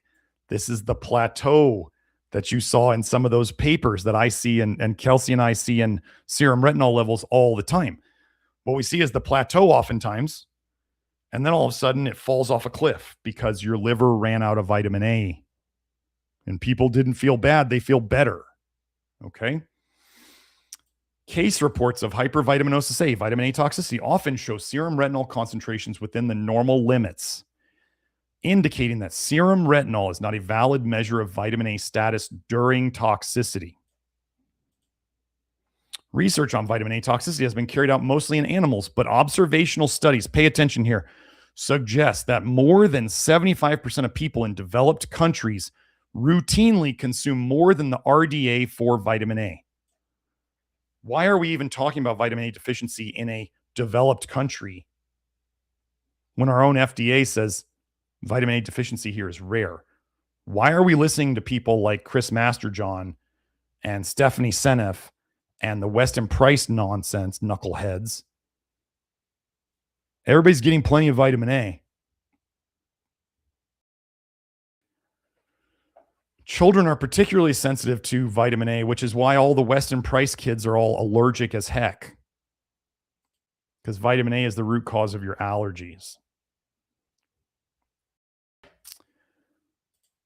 So, oh yes, let's go into this. Yes. This paper shows it exactly. Reversible hepatotoxicity, reversible liver toxicity associated with hepatic vitamin A accumulation, too much vitamin A in the liver, in a protein deficient patient. Okay, this is a real world example, right? So we went over how when you don't get enough protein, you're not getting enough protein, you're not getting enough zinc, you're not getting enough taurine. This guy was probably a vegan or something nonsense. And he had low vitamin A in his blood, but super duper high vitamin A in his liver. We're going to go over this. A 62-year-old white male presented with edema, so he's swollen, sign of not enough protein.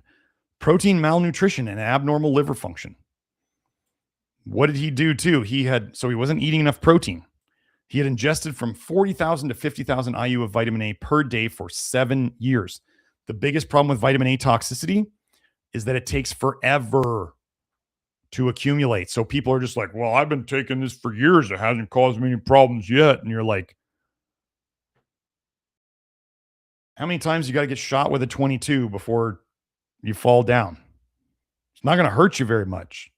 You can take a bunch of them. They all hurt, but it takes a lot to put you down. Examination of the liver tissue by light and electron microscopy revealed findings characteristic of an excessive accumulation of vitamin A. Liver tissue contained massive amounts of vitamin A, 19,000 units per gram. However, both the serum concentration of vitamin A and retinol binding protein were below normal, and serum retinol binding protein was not saturated. He had low vitamin A in his blood and massive amounts of vitamin A in his liver on a protein deficient diet. Do they measure the vitamin A in your liver? No, they don't. Not usually. This guy had such liver problems that they literally did biopsies on him. They did multiple biopsies on this guy. On a normal diet. So what was this guy on then? He wasn't on a normal diet. The patient was able to mobilize liver vitamin A, as indicated 71 days later by a repeat biopsy of the liver, which then contained 9,000 units of vitamin A per gram. So we got it down by half in 2.5 months. During this time, his nutrition improved. What was he? They never say what he was eating. Serum vitamin A rose. Wait. I want to make sure. His liver vitamin A went down by half. His vitamin A in his blood rose. So blood vitamin A rising is literally part of the detox process for somebody who was protein deficient, zinc deficient, taurine deficient. Do you understand? How could the blood vitamin A go up and the liver vitamin A goes down, and then they think that zinc is fixing a vitamin A deficiency or protein's fixing a vitamin A deficiency because it makes it go up in the blood? No, zinc and protein and taurine are helping you protect yourself from vitamin A, and they're helping you detox vitamin A. That's what this is showing. Okay. And then they say here, the amount of vitamin A ingested by this patient, this is the COPE, right? Don't stop taking your vitamin A, folks. The amount of vitamin A ingested by this, that was sarcasm. Sorry, that was sarcasm. The amount of vitamin A ingested by this patient was less than that, usually producing recognizable liver toxicity. And he had no extrahepatic, as in other than liver symptoms. So his liver was probably practically failing, but he didn't have any other problems of vitamin A toxicity consistent with a low serum vitamin A concentration and a low vitamin A to retinol binding protein ratio. So he had low retinol binding protein because he didn't need enough protein and zinc and all that stuff. At presentation, he was apparently unable to normally mobilize vitamin A from his liver, so he couldn't detox it, which may have been due to an accompanying protein deficiency. Okay, I want to show you the numbers now. He had no vitamin A deficiency symptoms. His liver was full of it. His blood was low in it. He had no vitamin A deficiency symptoms that they mentioned. They would have mentioned it if he had vitamin A deficiency symptoms. He had none. No extrahepatic manifestations of vitamin toxicity or vitamin deficiency. So,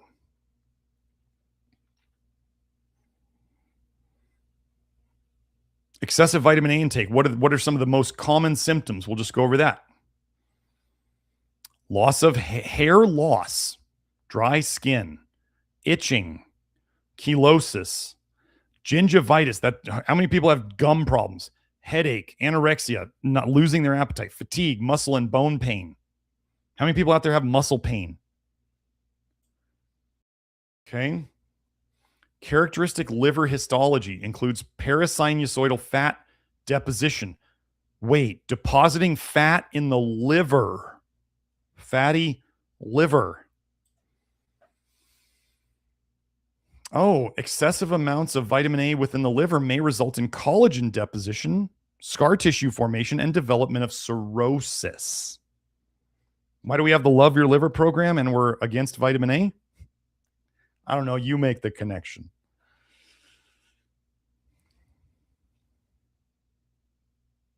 Let me find the numbers. Here we are. This is the same units that we use. So this guy, in the weeks after admission, second week, they did a blood vitamin A test on him. He was at 18. Okay. In that first week or third week, his liver vitamin A was 19,700 units per gram. They called this a massive amount. So we have deficient vitamin A in the blood and a crazy amount in the liver. He goes on a low vitamin A diet. They stop him on all the supplements. And he goes and he eats more protein.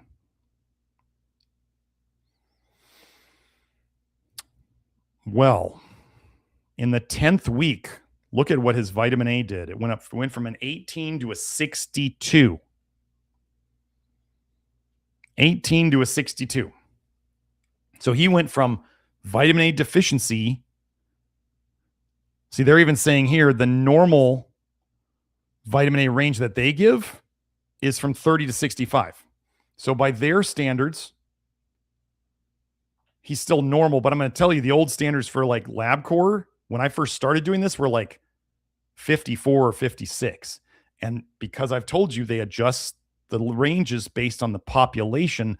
The population's getting more toxic in vitamin A. So the blood levels over time are going up, and they keep raising the high end of the vitamin A level. They're up into the 60s now, 62, 65. They're trying to hide it. There's three types of lies in this world: lies, damn lies, and statistics. He went from deficient to toxic. He went from super duper toxic to less toxic as his vitamin A went up in the blood. Okay. His liver enzymes almost came back down to normal. Well, they did for a bit. His SGOT, which I believe is SGOT is ALT,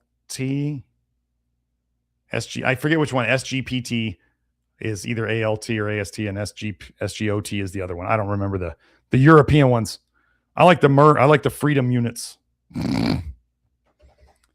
Anyway, so if you go and you say, well, my it's like when people are like, well, I tested my nickel in the hair, doc, and it was low, and I'm like, that doesn't mean anything. It's not coming out yet. Actually, I have a hair test. I didn't go over it today because I'm going over so much stuff here, but I did a hair test recently. If you guys saw my video where my hair nickel like jumped like 7 times higher off the charts, oh, it literally went even higher than that. I'm dumping more nickel than I've ever seen anybody dump. Kelsey recently did a hair test. Her titanium went from like a 0.001 to a 0.042 or something like that. It went up 42 times. We are figuring out the detox, folks. Nickel is a huge part of it. We think what there is there's like a detox order that the body goes through. The body's going to detox certain metals first. So if you're expecting to see something on your hair test, first of all, if you don't know how to read hair tests, you shouldn't even bother. They're not like just up and down. No, it's not like that. And no, the ranges on the hair test are not the optimal ranges. So my plan is to teach seminars in the future on how to read this stuff. But if you want hair tests to just be linear and just go the right direction, just because you're doing stuff, it doesn't work that way. It just doesn't. It doesn't matter what you want it to do. It just doesn't do that.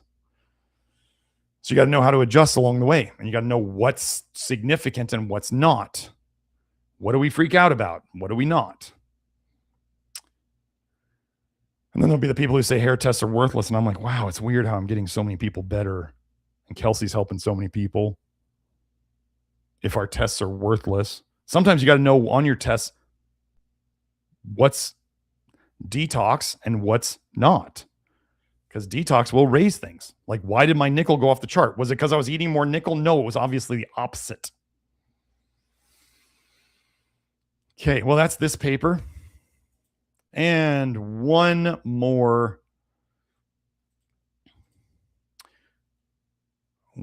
thing from the NIH. Not that I'm a big fan. You guys should know that. However, now let me tell you something. If there was, let's say, if the purpose of a system is what it does, and if the purpose of this system was to create vitamin A toxicity as much as they could, and if people were like me, were starting to catch on that this vitamin A toxicity thing was happening, what might be one thing that the people in charge could do to the food to make it so people are less aware that they might be poisoning themselves? They could remove the requirement that they used to have to label the nutrition facts with the vitamin A content. We're just going to take it off of there so people don't know. People are too lazy to go look it up on the internet, most of them. So if we don't put it on the food, they can't even keep a running total in their head of how much they might be eating in a day. Relatively recently, the FDA does not require food labels anymore to list vitamin A content unless vitamin A has been added to the food. But I can tell you, they add beta carotene as a coloring to foods all the time now, and they don't count that on the label. So maybe it's not. If it's added as a color, they don't have to tell you. So let's go find the next one. Vitamin A deficiency. Frank vitamin A deficiency is rare in the United States. Okay. What do Americans eat a lot of that we talked about today? Meat, protein, zinc, taurine. all three of those things have been shown to raise the vitamin A in your blood. Why would they then say that we don't have a problem with vitamin A deficiencies? Because they look at those numbers and they see that your vitamin A is in the normal range. And then, but why would they remove this from the labels? Because if deficiency doesn't exist, the only thing that's left is toxicity. That's it. So, that's all I got. So anyway, let's go back to this doc real quick. Just so if you guys want to see the references that I went through, some of them are on my Google Drive. They're all right here. 7 pages of references.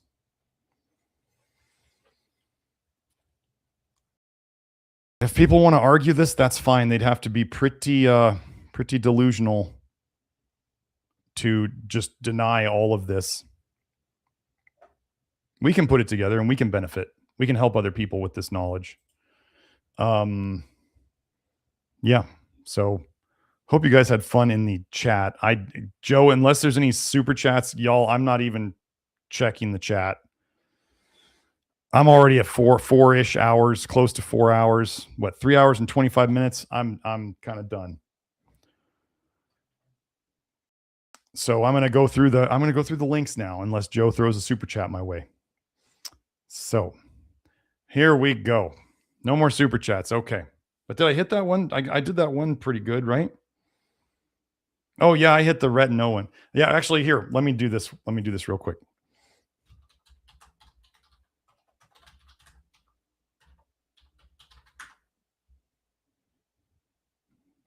I don't know if it's, hold on. Let me, oh, I can't, I'm not going to pull that up right now. No, we're done. I'll do the magic vitamin A. I got to have Kelsey find me the paper. When she sent it to me, she's like, magic vitamin A, like for real. And I was like, oh my goodness. So let's just go through it now. So reminder, our website has been redone. It just went live last night. So pretty exciting day. So if you want to go check it out, go check it out. If you find any glitches or bugs, we know that the VIP store, at least early this morning, like 5 a.m. this morning, there was some issues with the VIP store. They should be gone now. Hopefully they're gone now. But if they're not, we are aware of that one. If you want to let us know, you can, but there's no need to flood us with emails. We're fixing it.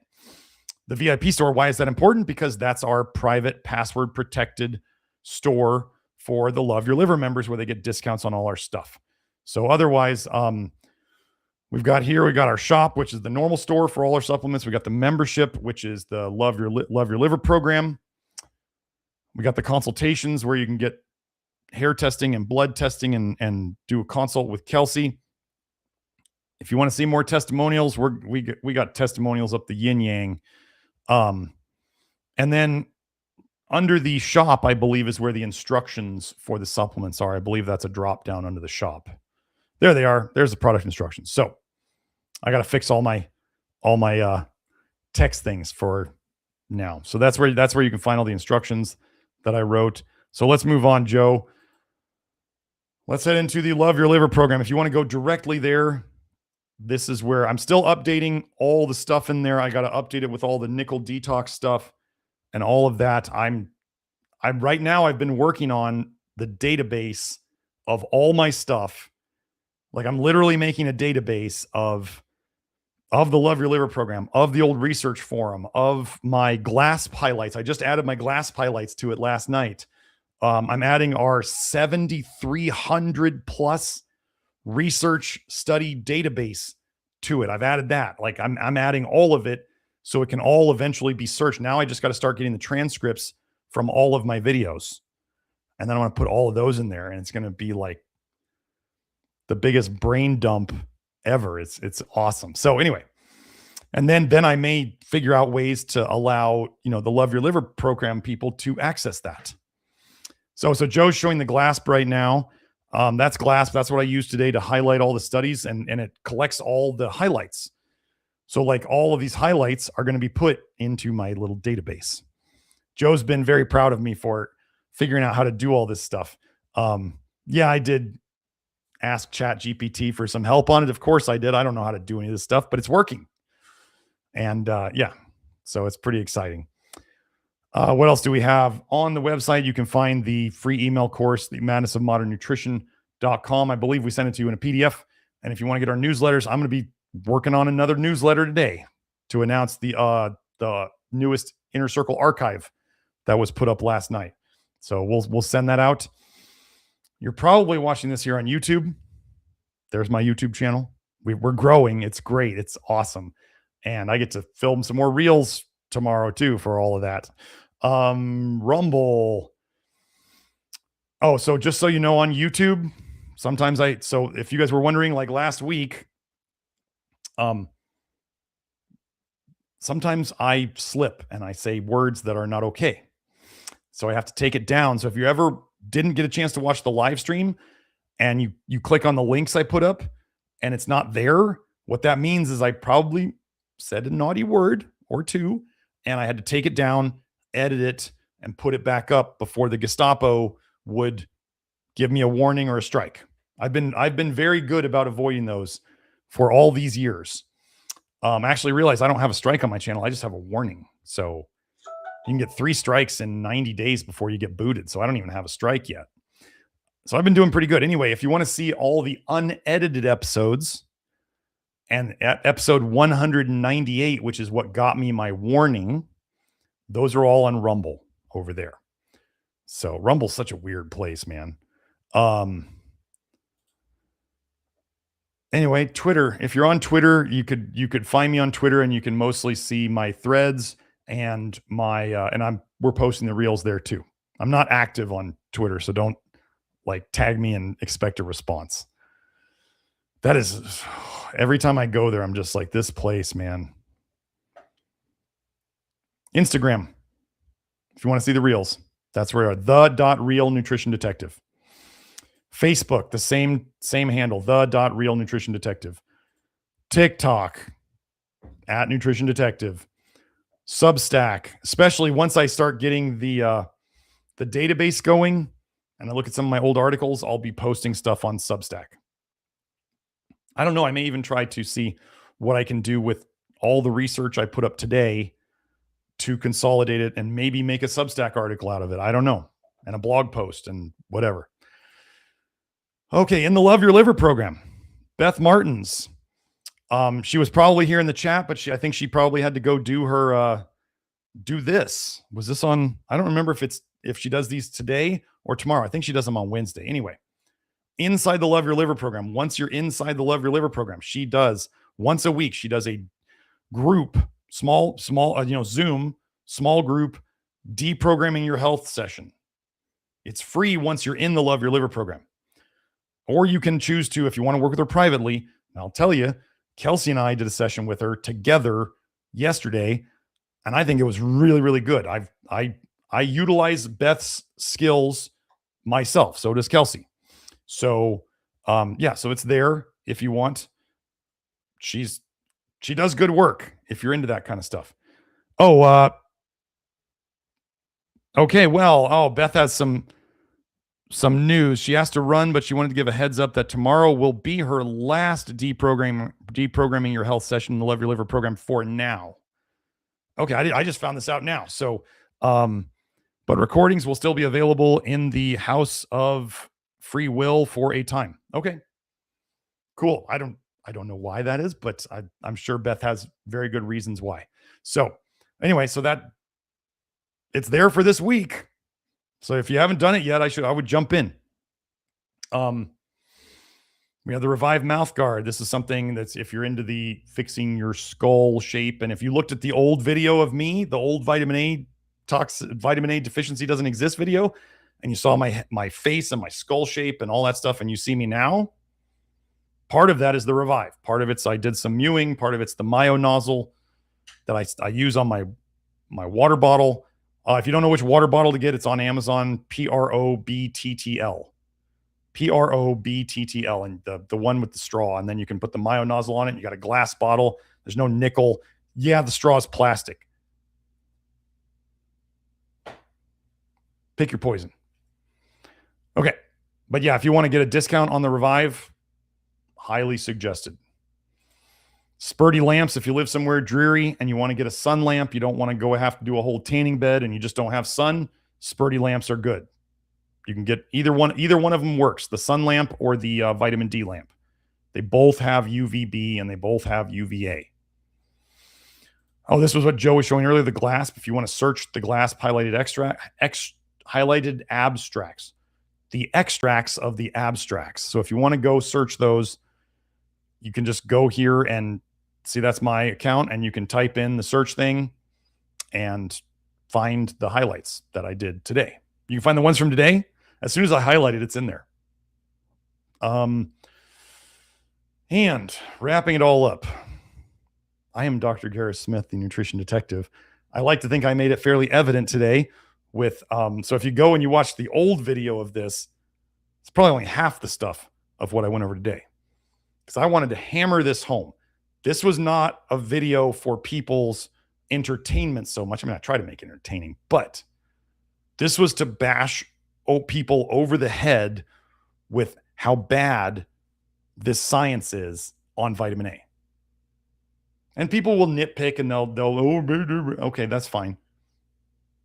You like your vitamin A? You can keep your vitamin A. You like your disease? You can keep your disease. Yeah. So, vitamin